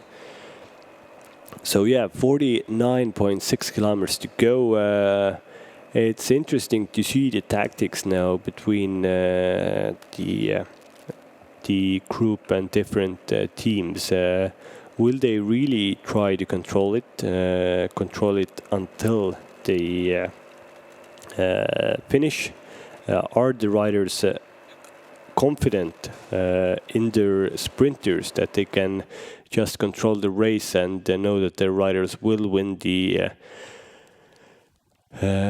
last dash for the line, or will some teams start to attack in this race when this two-man breakaway will be caught? And I say will be caught. I think it's more of a matter of time when it will be caught, because this peloton is doing very nice cooperation between two big teams, between Frenchies de Joux and also national team Estonia. One have a leader, Laurence Pichet. One has yesterday's winner, Baltic for the finish line. So yeah, it's going to be an interesting last third of this race, and of course this is the last stage in this Baltic Chain Tour, so you can't save anything for next days. The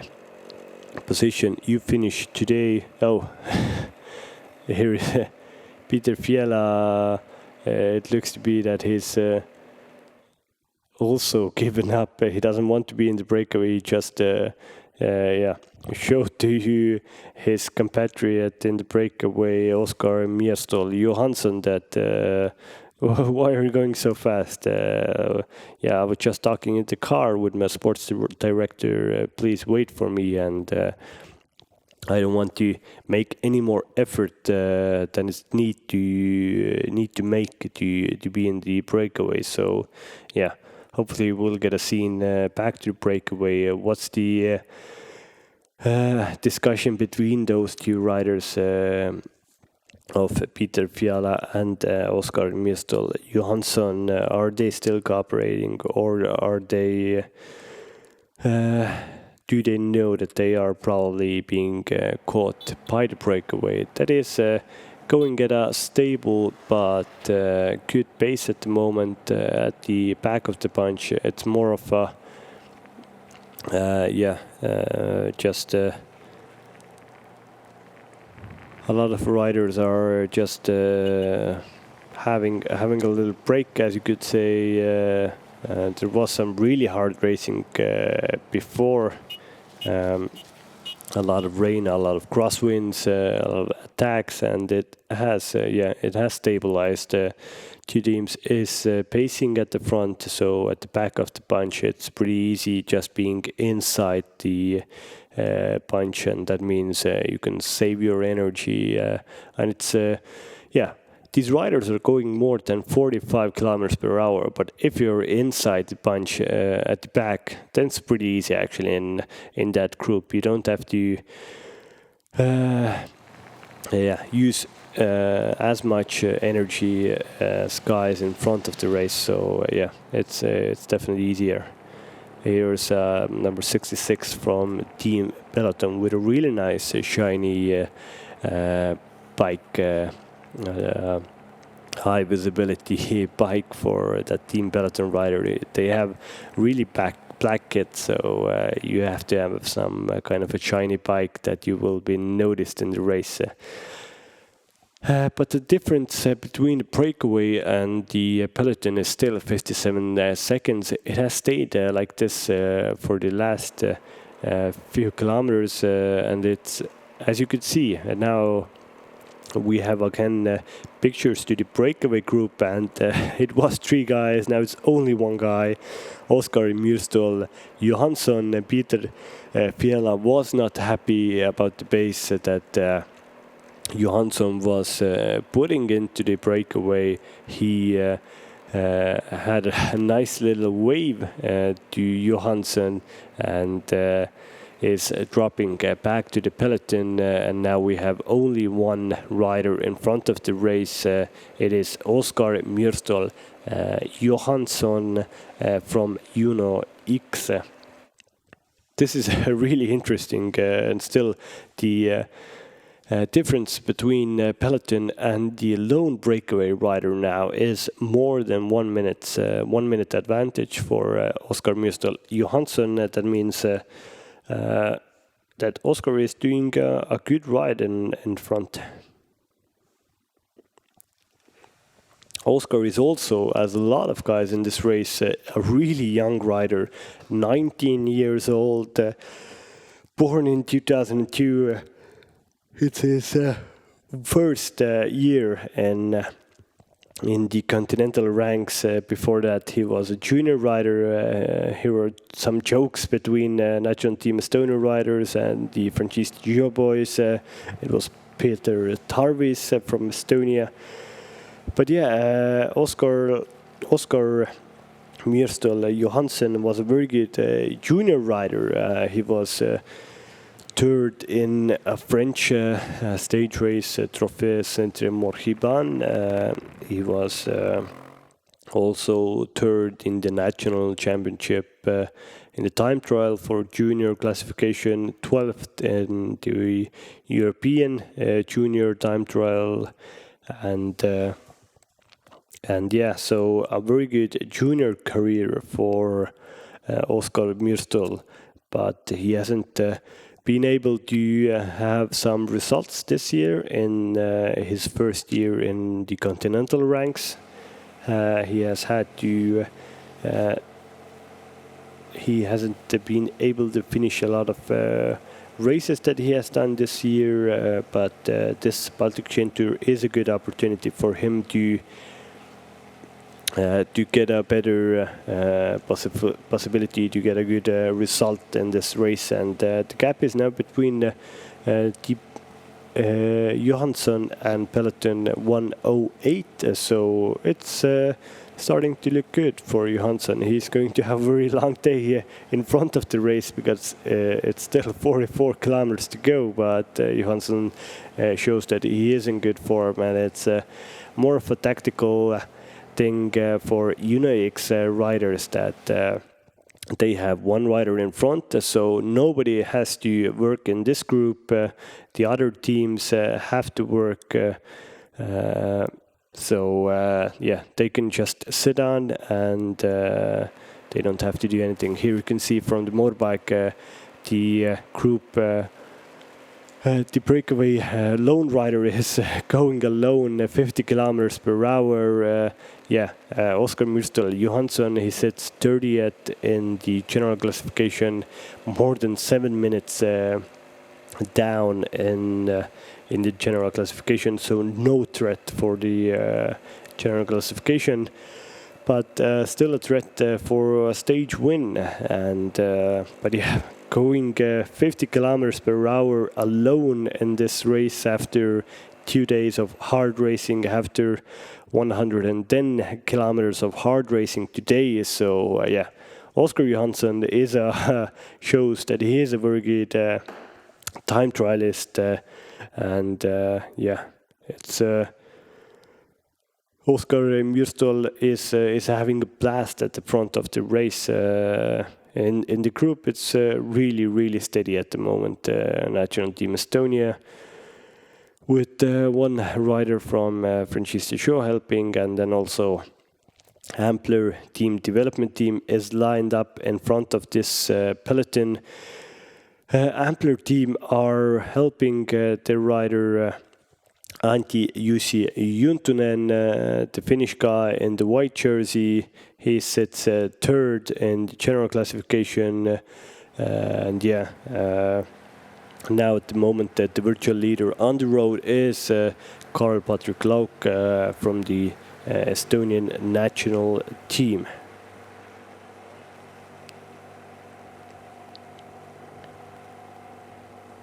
Here at the back of the group, you can see that some riders are going for a natural break at the moment. A lot of riders are reaching to their back pockets to just get some food in, to have some drinks in before the latter part of the race, where the pace will go up.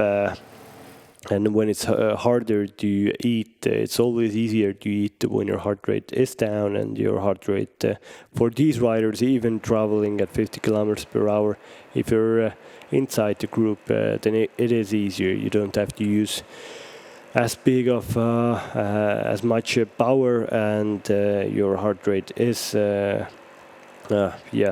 probably below 140 at the back of the bunch, so it's very easy to eat your food there, and you have to eat your food because it has been a very rainy day today, and it was cold at the start of the race. When you get rain, when you get your whole of your kit really wet, then it's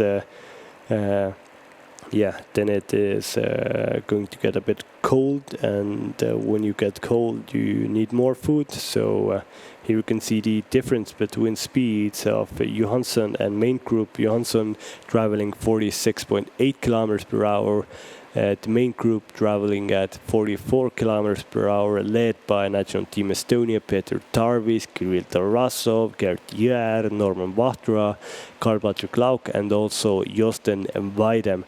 It's a nice group of riders for this Estonian team, and they might just win it today. They have the virtual leader, Karl-Patrik Lauk.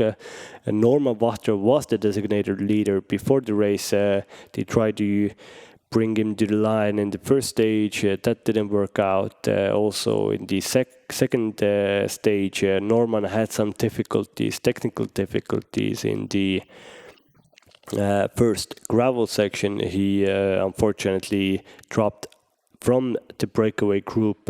He was very strong before that. He took a lot of attacks in, but cycling is a technical sport. If you have problems with your bike, with your tires, you can't do anything about it. And that is cycling. You have bad days, you have good days, and then you have very bad days. So Norman Vahtra didn't have a very good day yesterday.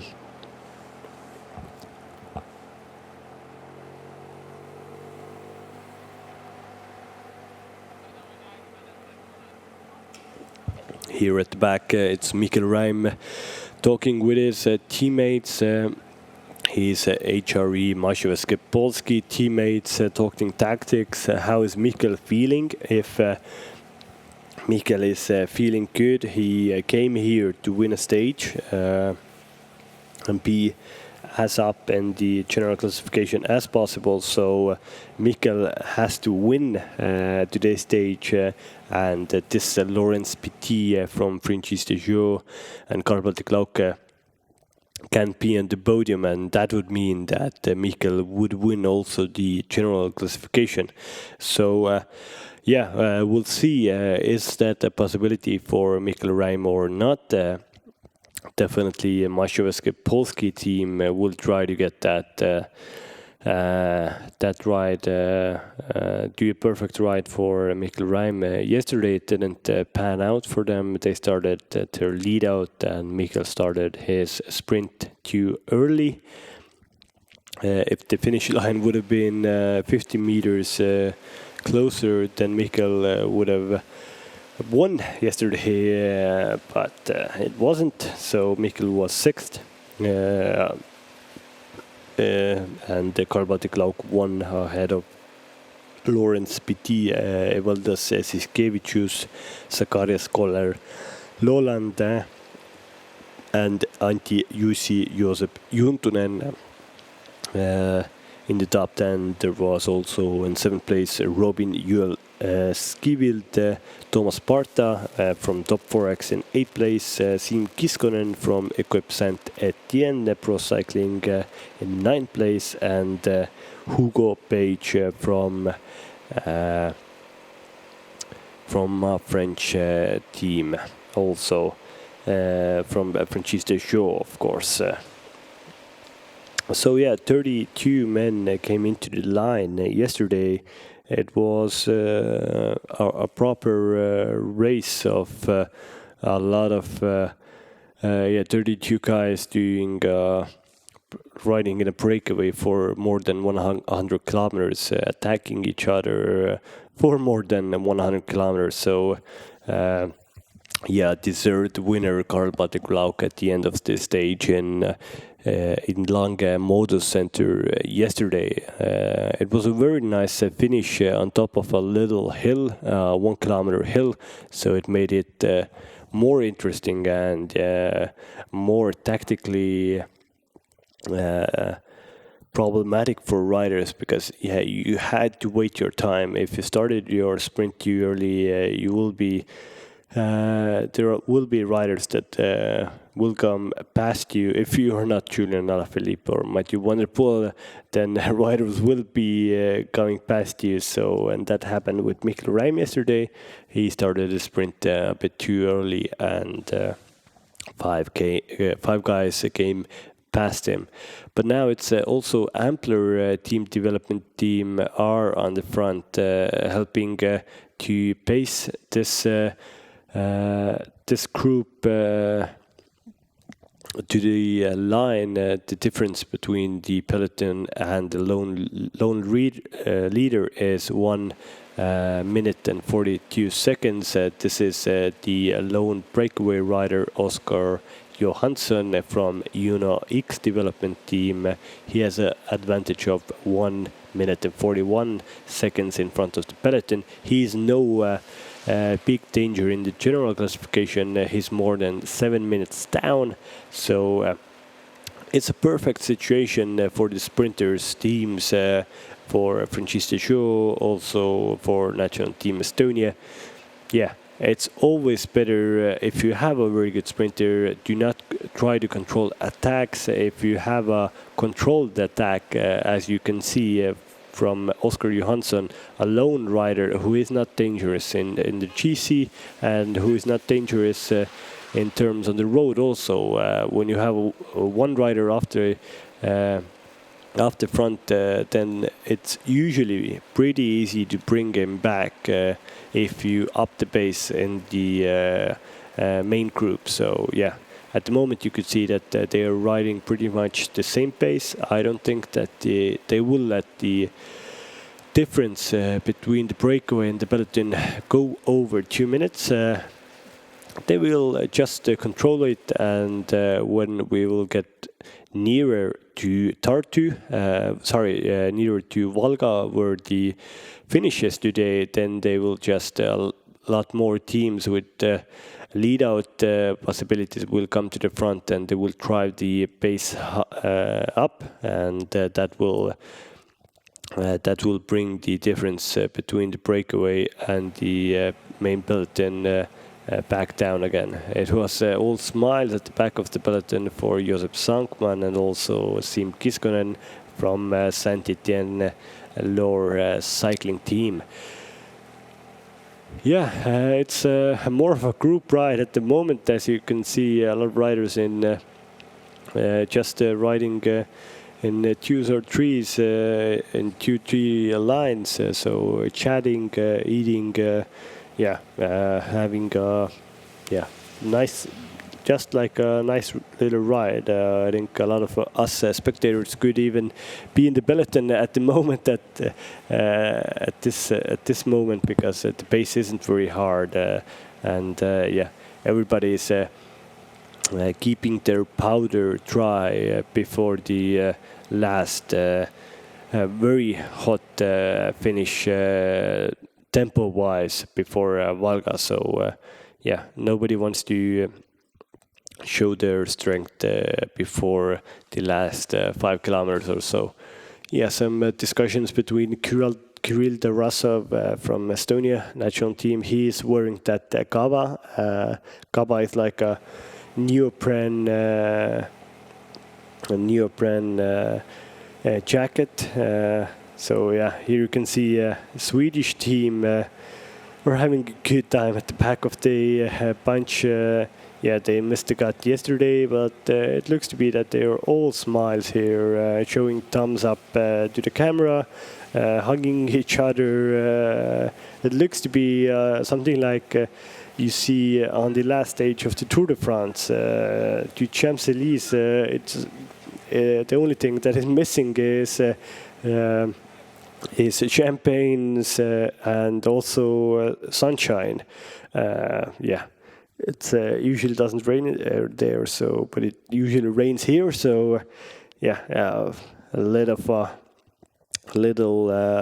downtime for these riders at the moment. They're just strolling, trying to get as fresh to the finish line as possible.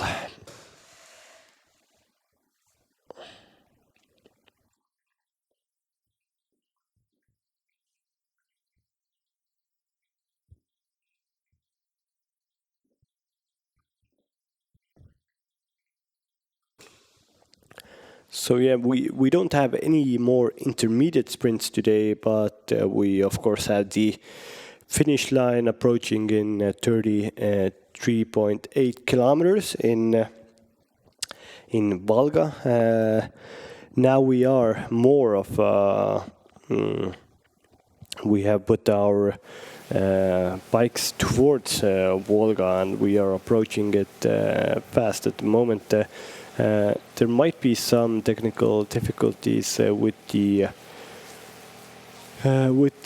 coverage of these riders, because this is a rural area of Latvia, and it's we're going to be near the border in the next 25 kilometers. So that always means there's a bit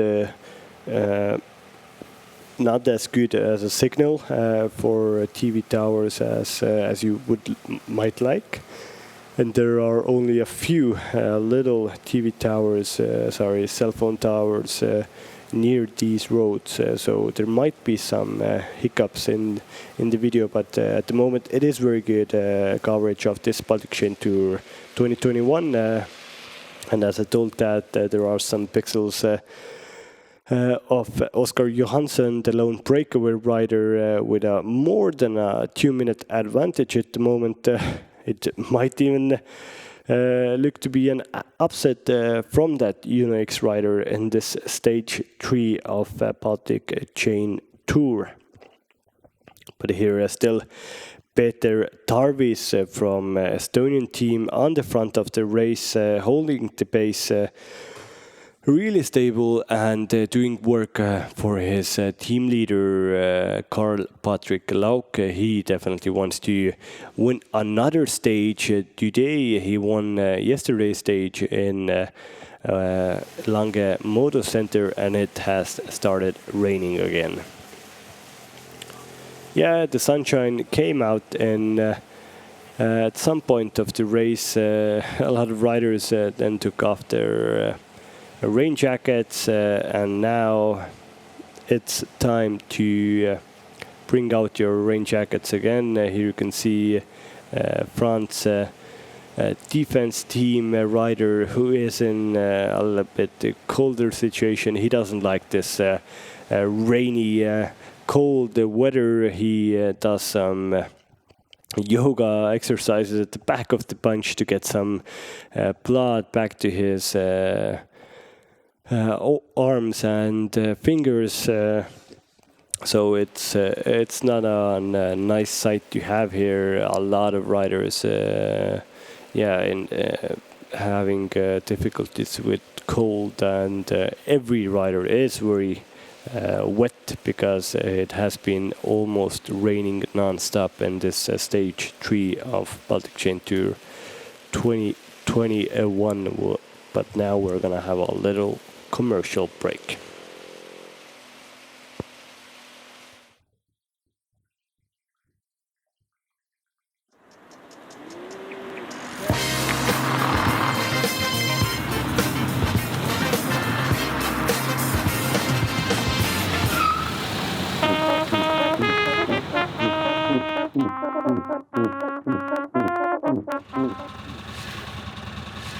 Ooh.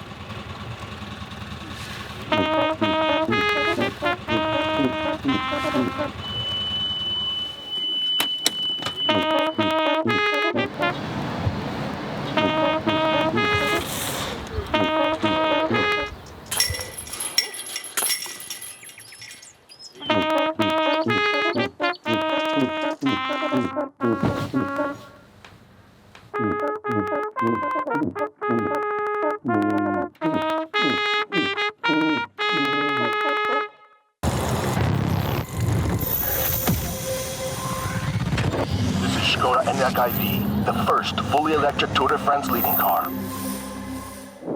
September the 8th, 2020. Rider, Cameron Jeffers.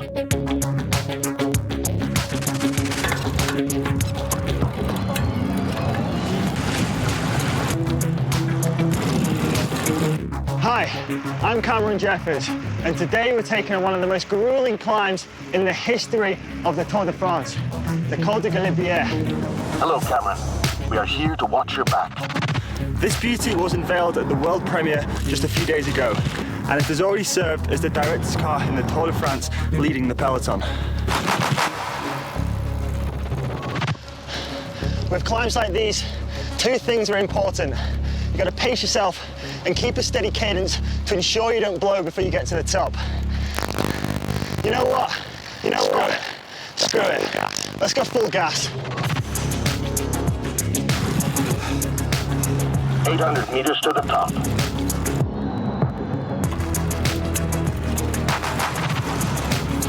400 meters to the top.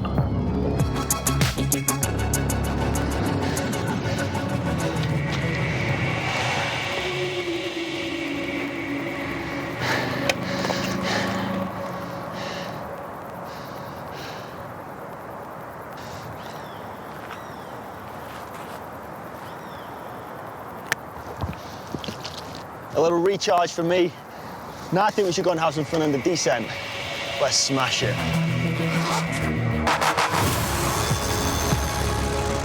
Descent speed, 60 kilometers per hour.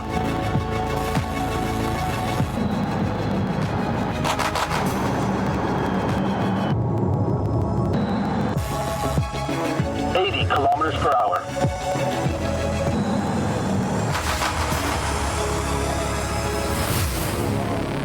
Good job, Cameron. Hey, thanks for the ride.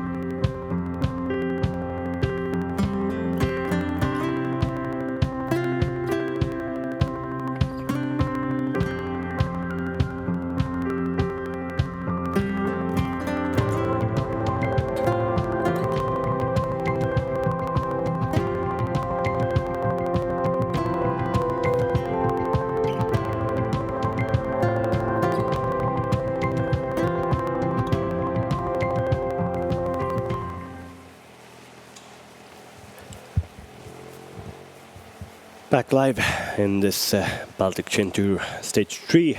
In that commercial, you saw a nice advert for Estonia, a nice advert for saunas, a place to warm up. I think a lot of these riders need some warming up after the race. I know that the Estonians and the Finns are definitely the biggest sauna users in the world, and hopefully all the Estonians and the Finns will get a chance to go to the sauna after this race to get some warmth under the skin again. But the situation in the race is that There's still a one-man lone breakaway, Oscar Johansson from Uno X development team, lone off the front with an advantage of 2 minutes 31 seconds in front of this. Now a bit more quickly moving peloton led by Francis Dejeau, also helping National Team Estonia and Ampler Team Development Team. The race today has been maybe a bit more calmer than the days before. The first intermediate sprint was won by Karl-Patrik Lauke. With that win, he is now the virtual leader in front of Lawrence Petit with 1 second from Karl-Patrik Lauke, rider for National Team Estonia, Lawrence Petit, rider from Francis Dejeau, Continental Team. Here is the lone leader at the moment. Oscar Myrstul Johansson sits 30th in the general classification, more than 7 minutes down, so not a chance to go well in the general classification, but still a chance to maybe steal away the stage win from everybody in this race, but it's a big ask to have. You can see the rain is pouring down. This is not nice. This is tremendously bad weather that these riders are having here in at the end of August in the Latvian territory, and this is really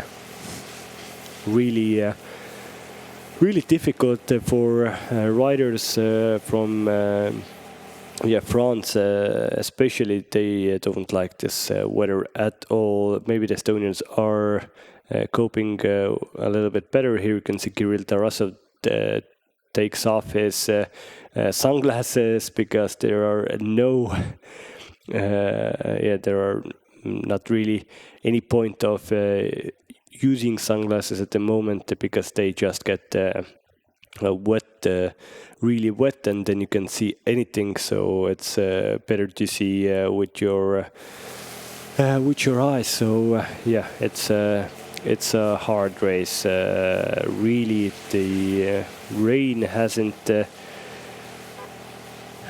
slowed down, and it hasn't made the life for these cyclists any easier today. But the difference between the front rider and the peloton is now 2 minutes and 31 seconds, 25.5 kilometers to go. The main or the easiest logic for catching a breakaway would be 1 minute for 10 kilometers, and if you have this equation, then it's touch and go, because you have 25 kilometers to go and 2.3 minutes, an advantage for Oscar Johansson.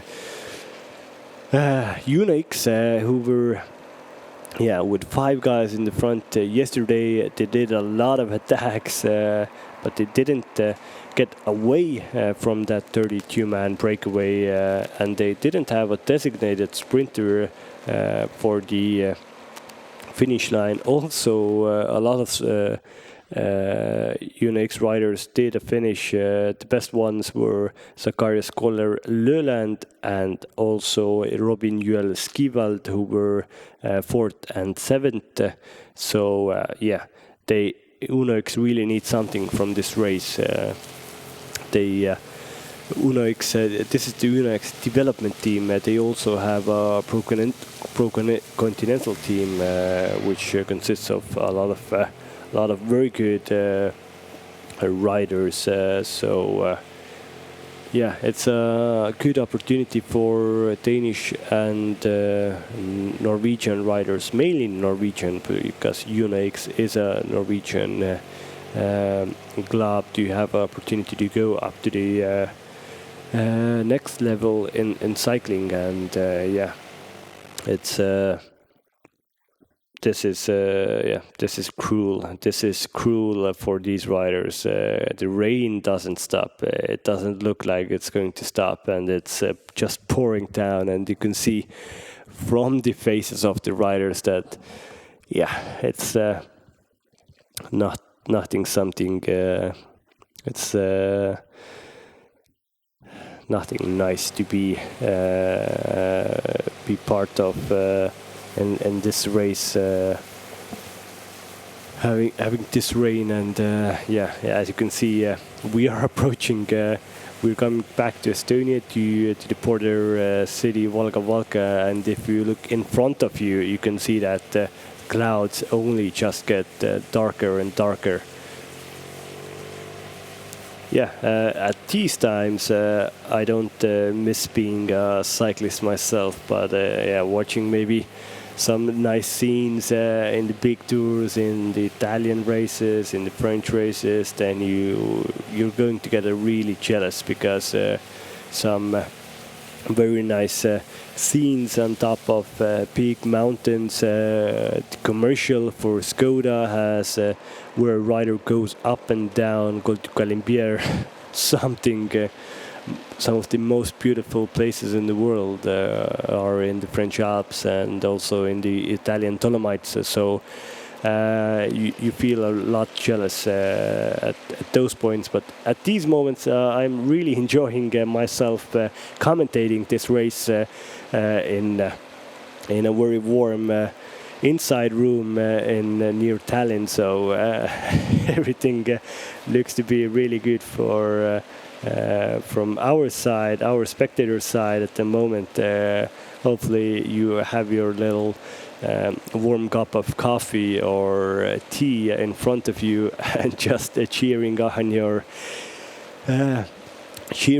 your favorite riders in this race. And I hope that all the Norwegian cycling fans are gathering to the screens of their computers or TVs, that because Oscar Johansson is doing a properly good ride. He's been on the front alone for the last 20 kilometers already. They started off as a three-man breakaway.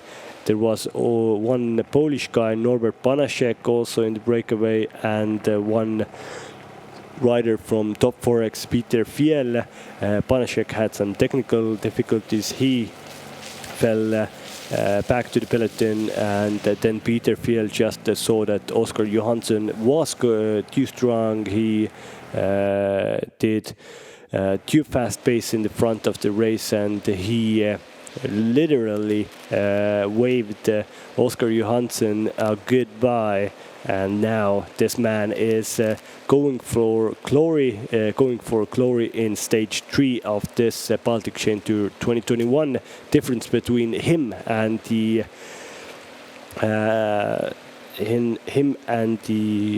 main group is almost 3 minutes now. Before the commercial, I said that probably the peloton won't let this breakaway rider go more than 2 minutes off the in front of the race, but now it's almost 3 minutes, and this just shows you that not that the peloton has really slowed down, but that the rider here, Oscar Myrstol Johansson, 19 years old, is so strong here, doing a really good race. He has done some good time trial races. He was 13th in the Norway's national championships time trial, which was won by Tobias Foss, of course, one of the prominent riders of the Norwegian generation at the moment, riding for Team Jumbo Visma. Norwegians have always been really good. They had some legendary riders, of course. Alexander Kristoff, who's been on the podium in the World Championships. Edel Boson Hagen, who had his best years in Team Sky 5 years ago or so on. Norway is a very good cycling country, and Oscar Johansson is showing that there are more talents coming from Norway, and Norwegians are proudly, as you could say, Vikings. They usually like this bad weather. They like this this rainy weather. They cope with it a lot better than all the southern neighbors of them of Norway. So yeah, Oscar Johansson.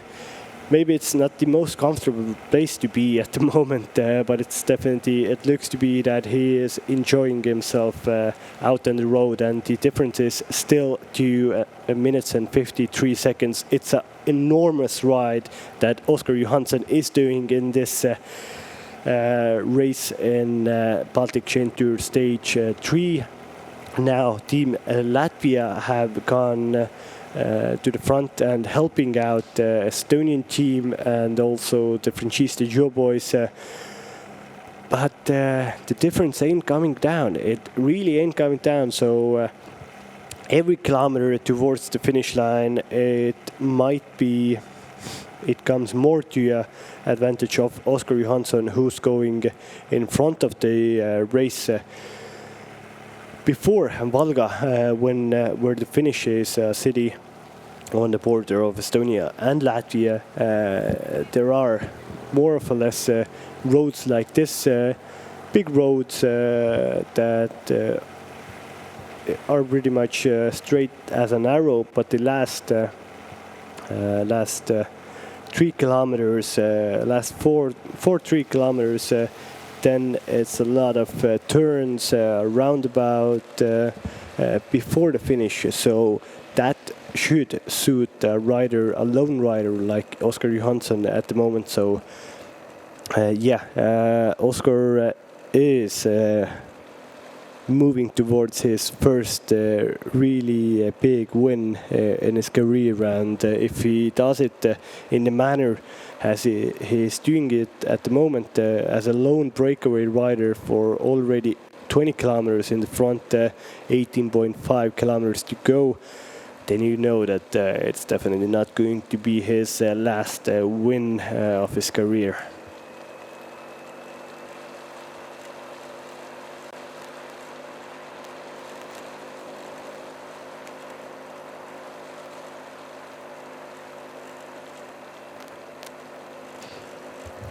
But yeah, Oscar Johansson, lone rider at the moment, at the front of the race.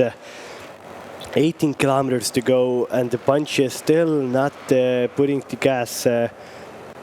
gas on, and the difference between them and this lone breakaway rider is not coming down, and it looks more and more likely that the win will go to Norway, to Uno X, from a very strong ride from Oscar Johansson.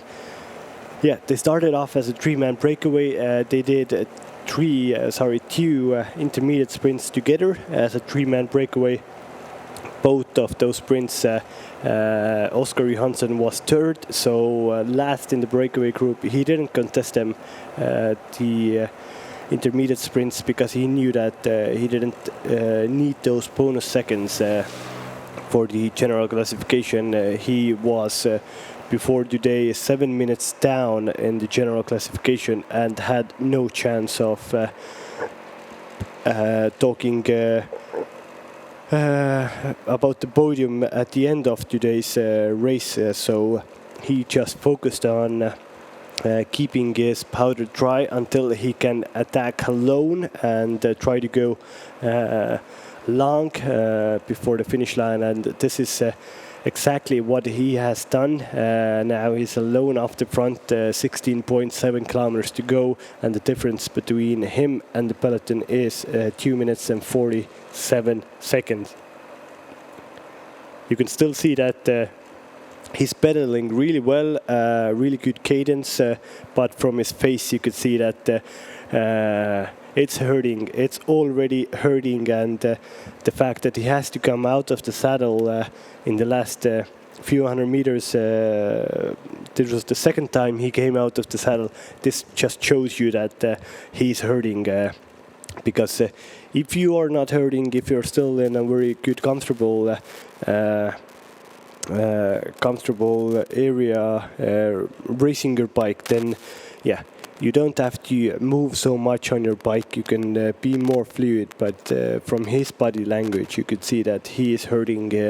This little drag is very hard for Oscar Johansson, and this just shows that it might go down to the wire.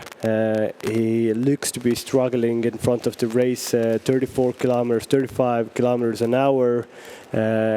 This is not a very high pace to go at. You could see this main group led by Ampler team development team is definitely going a lot faster. You have a rider on the front there on the very aerodynamical position, really hammering it.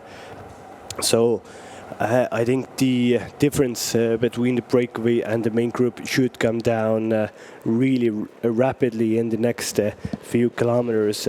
With just a question, can Oscar Johansson hang on? He probably can't put another gear in, but he just has to try to maintain a good pace, that he won't lose that he won't lose a lot of time in these little ascents, and just keep his pace, a stable pace, and hope that the peloton doesn't find the fifth or sixth gear to come back to him.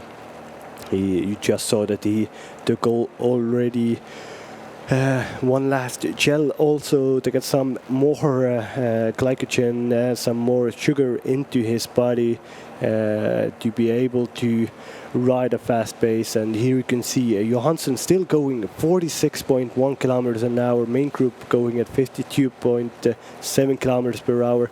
But Johansson going at a pace like this might be that Johansson could hang on. Here you can see it from the motorbike. They say the difference to Johansson, and the difference between him and the peloton, they say it's 2 minutes and 33 seconds. And Johansson thinks, oh, I can make it. That this is a good advantage for myself to go all the way to the line to have this win for Unix, for Norway, for himself. Of course, a win here would maybe give him a better contract next year. Maybe he could go up in the ranks in the Unix team, because this is the Unix development team.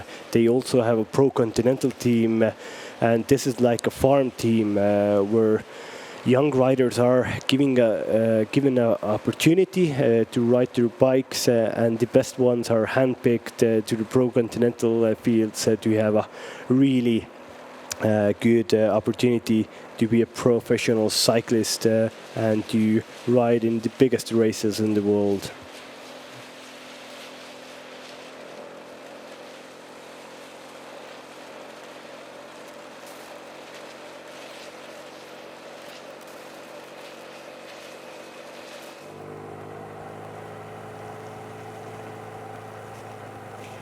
Now it's also Majorske HRE Baltic team. The riders in red at the front of the bunch. They are working for Mikael Räim, Estonian national champion. He rides in the green jersey at the today's race because he is at the moment wearing the most active riders jersey. Also, the most competitive jersey is held by Karl-Patrik Lauk. He's on the right here. He has a little gel in his mouth at the moment. He rides in the red jersey. Also, there's a Ampler team development rider, Antti Juntunen, in the white jersey, and Lawrence Petit from Franchise de Joux development team is in the yellow leader's jersey, but his yellow leader jersey was covered by a blue rain jacket from Francis Dejeau before. Hopefully he has taken it off, because then for us, for the spectators, it is more easier to point him out, see where the leader is. But of course, for the other riders, you would like to be incognito. You don't want to be seen. You don't want to be marked. You don't want to be a marked rider, because then it's so much harder to get away and also get a good position before the finish.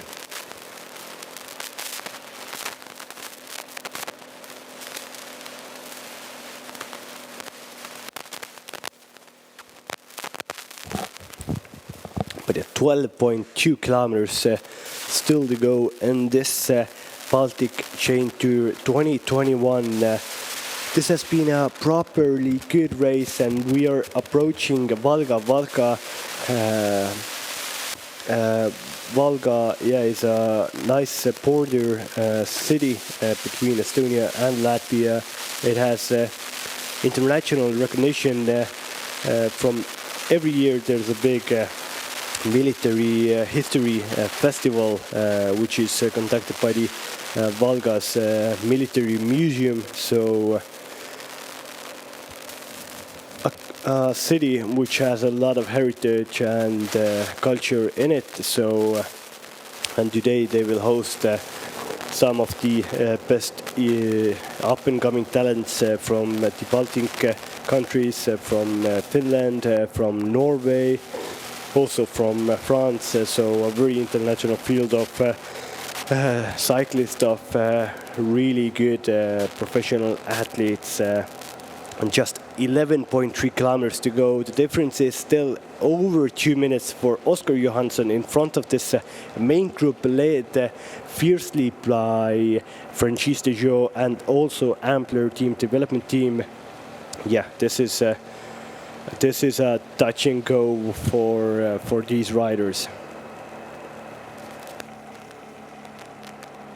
I think the peloton a bit misjudged the strength of Oscar Johansson, because at the time when Oscar Johansson was left at the front by alone, then the difference was 53 seconds, and then the peloton definitely took the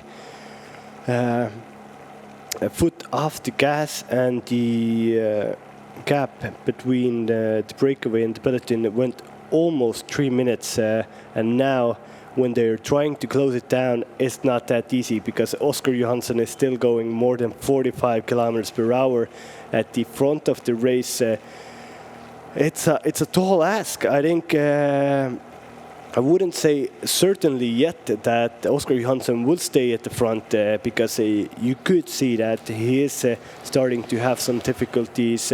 Definitely his energy is going down, and you could see he is moving more and more on the bike, being out of the saddle, in the saddle, holding different positions on the handlebar. That shows you he is not so much comfortable on the bike anymore, and he has to find every little bit of energy in his body to just keep on moving, but less than 10 kilometers to go, and it might be Oscar Mustad Johansson's biggest win in his career.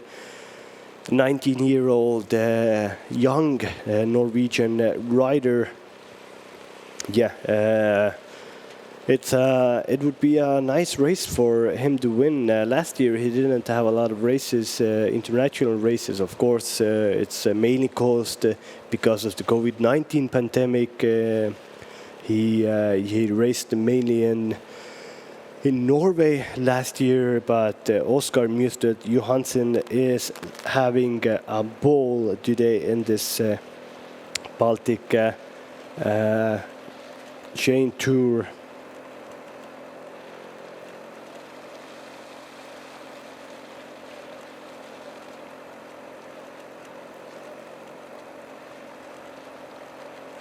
Yeah, Oscar Johansson is a He's a proper athlete. He does a lot of skiing in the winters. Also, he rides a track in Norway.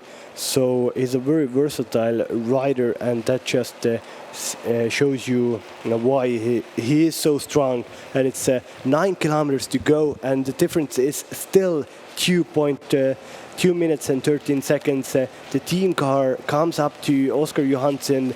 They're shouting to Oscar, "You can do it.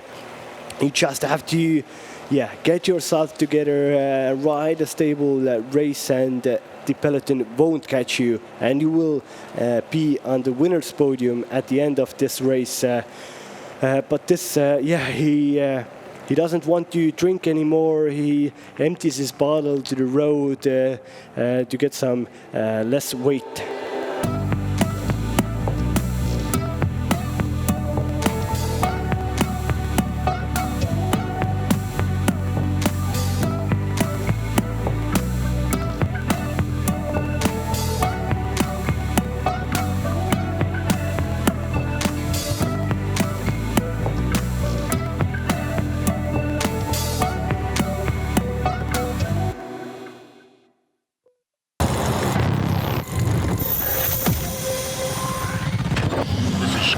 IV, the first fully electric Tour de France leading car.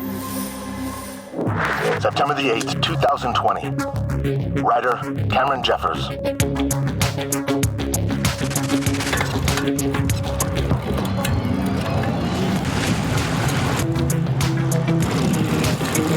Hi, I'm Cameron Jeffers, and today we're taking on one of the most grueling climbs in the history of the Tour de France, the Col de Galibier. Hello, Cameron. We are here to watch your back. This beauty was unveiled at the world premiere just a few days ago, and it has already served as the director's car in the Tour de France, leading the peloton. With climbs like these, two things are important. You've got to pace yourself and keep a steady cadence to ensure you don't blow before you get to the top. You know what? Screw it. Let's go full gas. 800 meters to the top.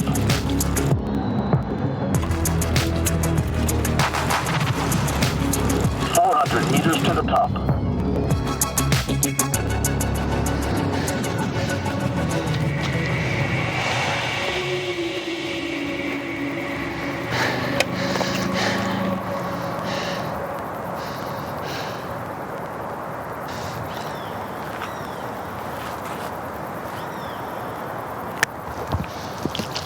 A little recharge for me.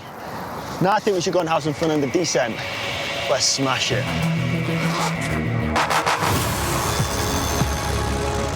Descent speed, 60 kilometers per hour.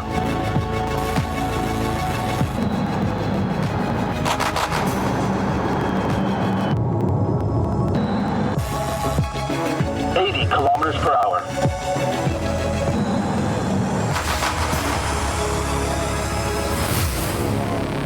Good job, Cameron. Hey, thanks for the ride.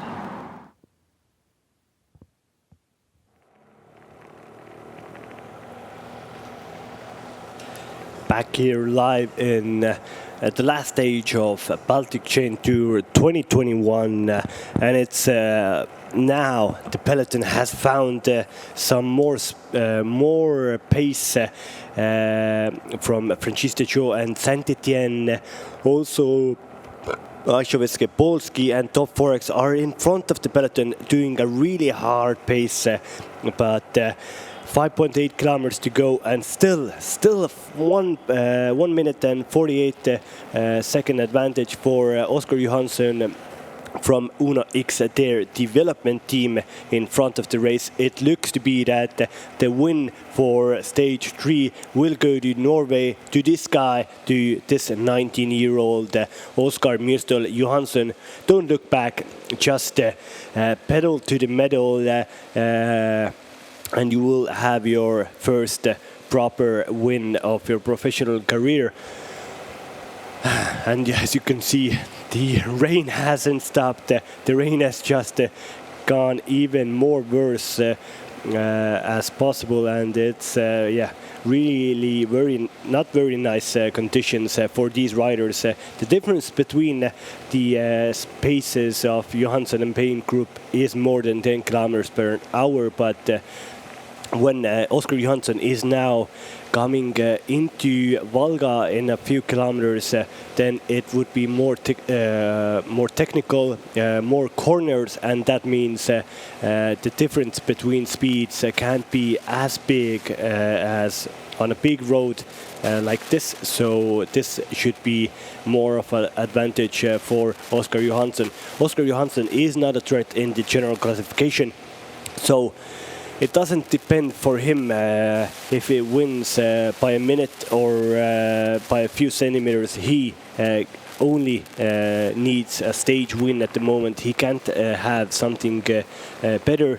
But at the back of the race in the peloton at the moment, there is still general classification win up for grabs. The virtual leader on the road is Karl-Patrik Lauk. Today's stage in the yellow jersey was Lawrence Petit.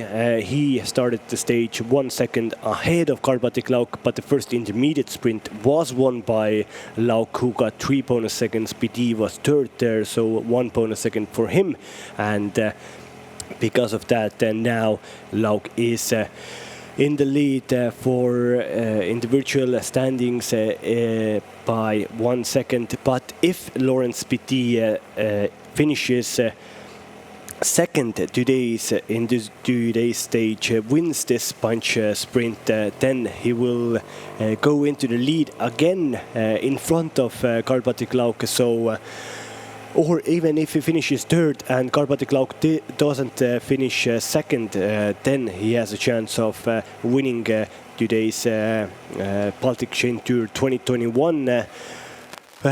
For all the other riders, it isn't a possibility to win today's Baltic Chain Tour if they don't attack before the finishing line. Maybe Antti Jussi Juntunen could do it, attack in the last 2 kilometers and get a little gap between him and the peloton. Then he could win the race by a hole, but now it's more of a two-man game for the general classification. Lawrence Petit from Franchise de Joux Equipe Continental team and national team Estonian rider Karl-Patrik Lauk, whose home team is Nicolas Roux Pro Immo amateur team in France.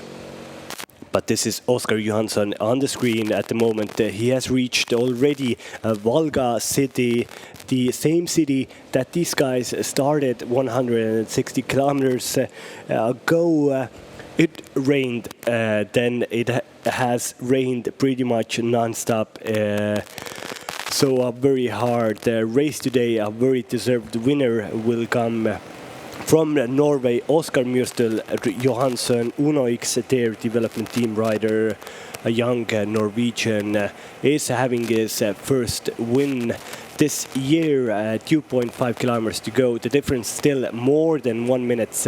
Now it's you can be certain if something bad doesn't happen to Oskar Johansson, then the win will go to him. For the peloton, there is still the general classification up for grabs, and as you can see, the rain is so hard, it makes the race very dangerous. There could be crashes at the end. Just Oscar Johansson has to take this corner very slow. Please stay upright. You really deserve this win. You have been on the front alone for almost 40 kilometers, so don't do anything silly and just try to get yourself in one piece to the finishing line to celebrate your win in this stage 3. But hopefully we'll see the now you can also see that Oscar Johansson is already gone through the Flamme Rouge. 1 kilometer to go in this year's Baltic Chain Tour winner of stage 3 will come from Norway. The first stage winner came from Sweden, Linus Eriksson. Second stage was won by Karl-Patrik Lauk, and the third stage will go to Oskar Johansson from Norway, from UNOX, their development team. Hopefully we'll soon see also the peloton. The peloton will definitely have a lot of say on this last finish, and we're going to have a proper fight for the line for second and third place in the stage, and also for the bonus seconds. The bonus seconds could decide who will be the general classification winner of this Baltic Chain Tour 2021. 142 number for UNOX. He can't believe it. He shakes his head in the manner that he's going to win today's race is really special. It's always more special to win a race when you are alone off the front, and now you can see the peloton has been under the Flamme Rouge also, so they are in the last kilometer. Oskar Johansson is in the only 200 meters to go to the line. He can think what kind of a celebration he will do if he wins this race in 200 meters. A very dangerous right-hand corner. Hopefully Oskar Johansson comes through here nicely. He does it very nicely. Yeah, hands in the air, really happy, really deserved winner for Oskar Johansson from UNOX, their development team. They have raced a very exciting race this year's Baltic Chain Tour, and a deserved winner for Oskar Johansson in this stage. Soon we should see the peloton come from this right-hand corner also. I think we don't have any more cameras before the corner. Hopefully everybody stays right, because if they come with really hard pace into the last corner, then it's going to be very... it's Norman Wachter coming into the race in... No, it's Laurent Pichet. Laurent Pichet is second place in the stage, and this means he also gets 6 bonus seconds, and he wins this year's Baltic Chain Tour. He didn't win the stage, but he still put his hands up in the air. This means that he knew that these bonus seconds he got on the line were enough to get a win in this Baltic Chain Tour 2021. That means Karl-Patrik Lauk, who won yesterday's stage, who was very active at the start of today's stage, won the first intermediate sprint, unfortunately didn't have the legs at the end of this race, and Laurent Pichet from Franchise Peugeot Equipe Continental. Here you can see the results. Also Oskar Johansson won ahead of Lawrence Petit of 46 seconds, and Norman Wachter from Estonian national team came in third. The first stage winner Linus Eriksson Kvist from Swedish national team is fourth.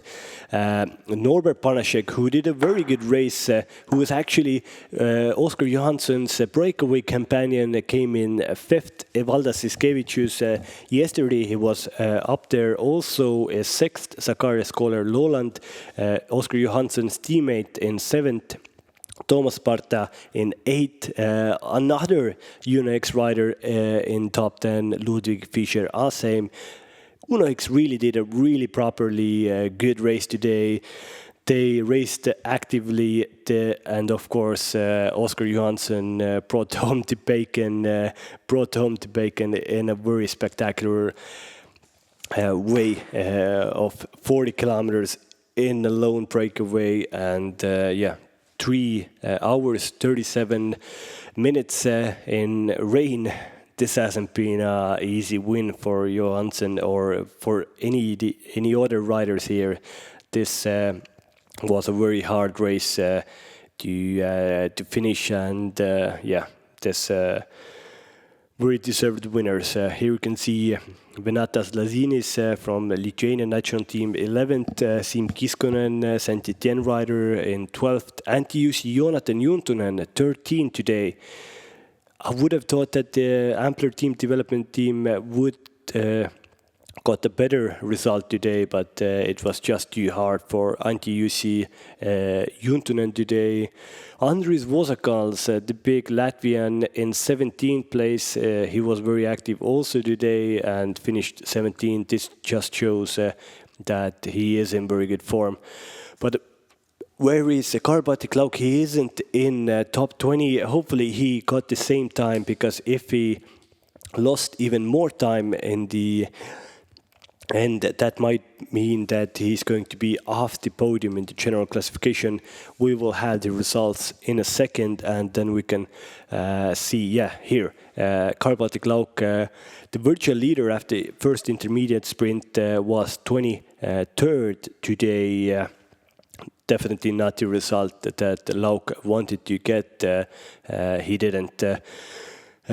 He wasn't able to win today's Baltic Chain Tour 2021, but still a stage win for National Team Estonia in stage 2, and it should be second place in the general classification for Karl-Baltic Lauk. We'll soon have the confirmation. Here it is, Lawrence Petit from Franchise de Joux, winner of Baltic Chain Tour 2021, a young New Zealand rider riding for Continental team Franchise de Joux. Karl-Baltic Lauk second from Estonian national team, Antti-Jussi Jonathan Juntunen from Ampler team development team third, Norbert Banasek, who got 6 bonus seconds in intermediate sprint 2 and 3, is into fourth, Valdas Iskevicius fifth, Mikkel Reim sixth, definitely disappointed, Thomas Sparta seventh, Magnus Prinsrud from Uno X development team eighth, Siim Kiskonen ninth, and Andris Vosakals in 10th place, the best Latvian. Vosakals did a superb race this year, and one of my favorite riders in this last 3 days. He showed a real spectacle. And Zacharias Scholar, Löland 11th, Bogdanovic 12th, Fischer 13th, Mikutis 14th, Adrian Kurek 15th, Johansson today stage winner. Because a lot of riders lost contact today, he got into 16th place in the general classification, but because he got into difficulty in first stage, he lost more than 7 minutes, and he wasn't able to be in top 10 in the general classification, but still a stage win for Oscar Johansson. A general classification win goes to New Zealand, to a French team, Franchise de Joux, Lawrence Petit, ahead of Lauk and ahead of Antti-Jussi Jonathan Juntunen. Well, I really hope that you like this year's Baltic Chain Tour. I really liked it. There was some exciting racing. I think you haven't seen a lot of other races where you have seen so many different attacks, so many different riders going into the attacks. Of course, the weather, especially today, made a big impact on the riders. It rained from start to finish, really bad rain. Yesterday we had some gravel sections. First stage finished in a very nice place near the Estonian velodrome near Tallinn, Pirita. Lukas Eriksson was the winner there. Yesterday, Karl-Baltic Lauk won the race, and Lawrence Petit, he was second in all of the stages. Second in stage 1, second in stage 2, second in stage 3. And this meant with this consistency, he got to be the winner of this general classification. A very nice race from Franchise de Joux boys. Lawrence Petit definitely has a big future in front of him. A young rider from New Zealand, a very deserved winner in today's Baltic Chain Tour. Now we should have a little recap.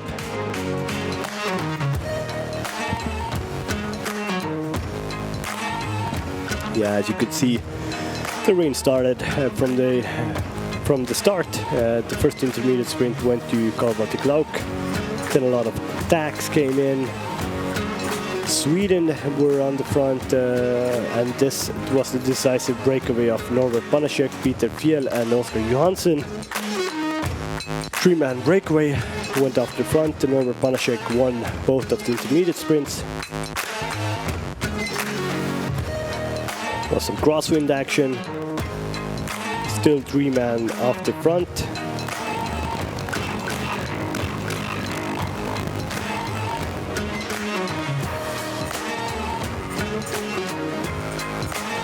Yeah, this is the third intermediate sprint won by Norbert Banaszek in front of Peter Fjell and Oskar Johansson. Now Banaszek had some technical problems, and then Peter Fjell had some difficulties. Also, Oskar Johansson went alone. He was alone off the front with 40 kilometers to go. He was showed that he is one of the best up-and-coming TT talents, more than 50 kilometers per hour. Driving alone, the gap between the breakaway and the peloton was almost 3 minutes at some point. Then it started hard rain, but Oskar Johansson was above everything, above the peloton, above the rain, and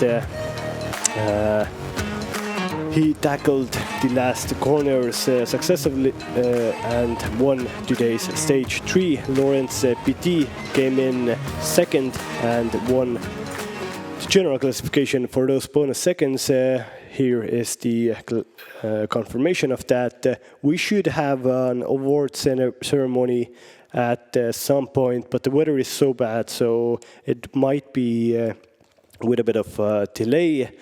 I will now leave you to it. You can still wait for the award ceremony. I was Kristo Envaga, a big cycling fan. I enjoyed this race. Hopefully you enjoyed it also. I think the riders will enjoy it when they will get some warm clothes on and some warmth in their bodies. But yeah, it was some exciting racing, and hopefully see you next year. Baltic Chain Tour will go definitely ahead 2022. But all the best and ride back.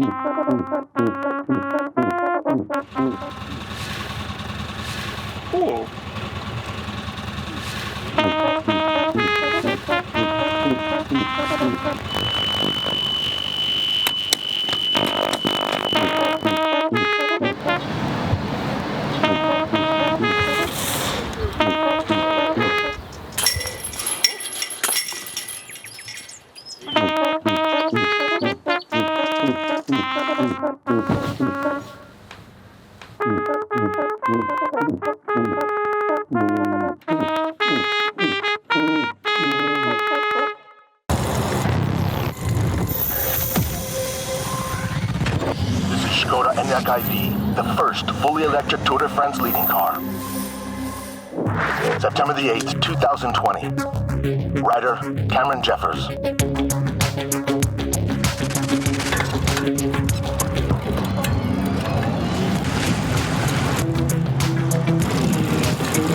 Hi, I'm Cameron Jeffers, and today we're taking on one of the most grueling climbs in the history of the Tour de France, the Col de Galibier. Hello, Cameron. We are here to watch your back. This beauty was unveiled at the world premiere just a few days ago, and it has already served as the director's car in the Tour de France, leading the peloton. With climbs like these, two things are important. You've got to pace yourself and keep a steady cadence to ensure you don't blow before you get to the top. You know what? Screw it. Let's go full gas. 800 meters to the top.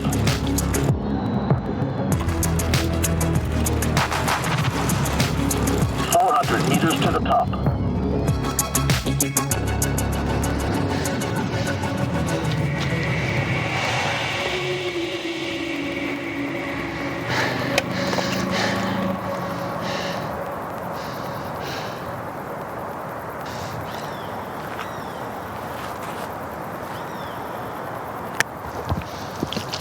A little recharge for me. Now I think we should go and have some fun in the descent. Let's smash it.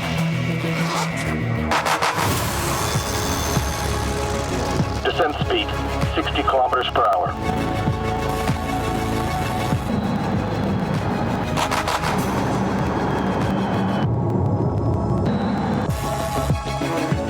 Kilometers per hour.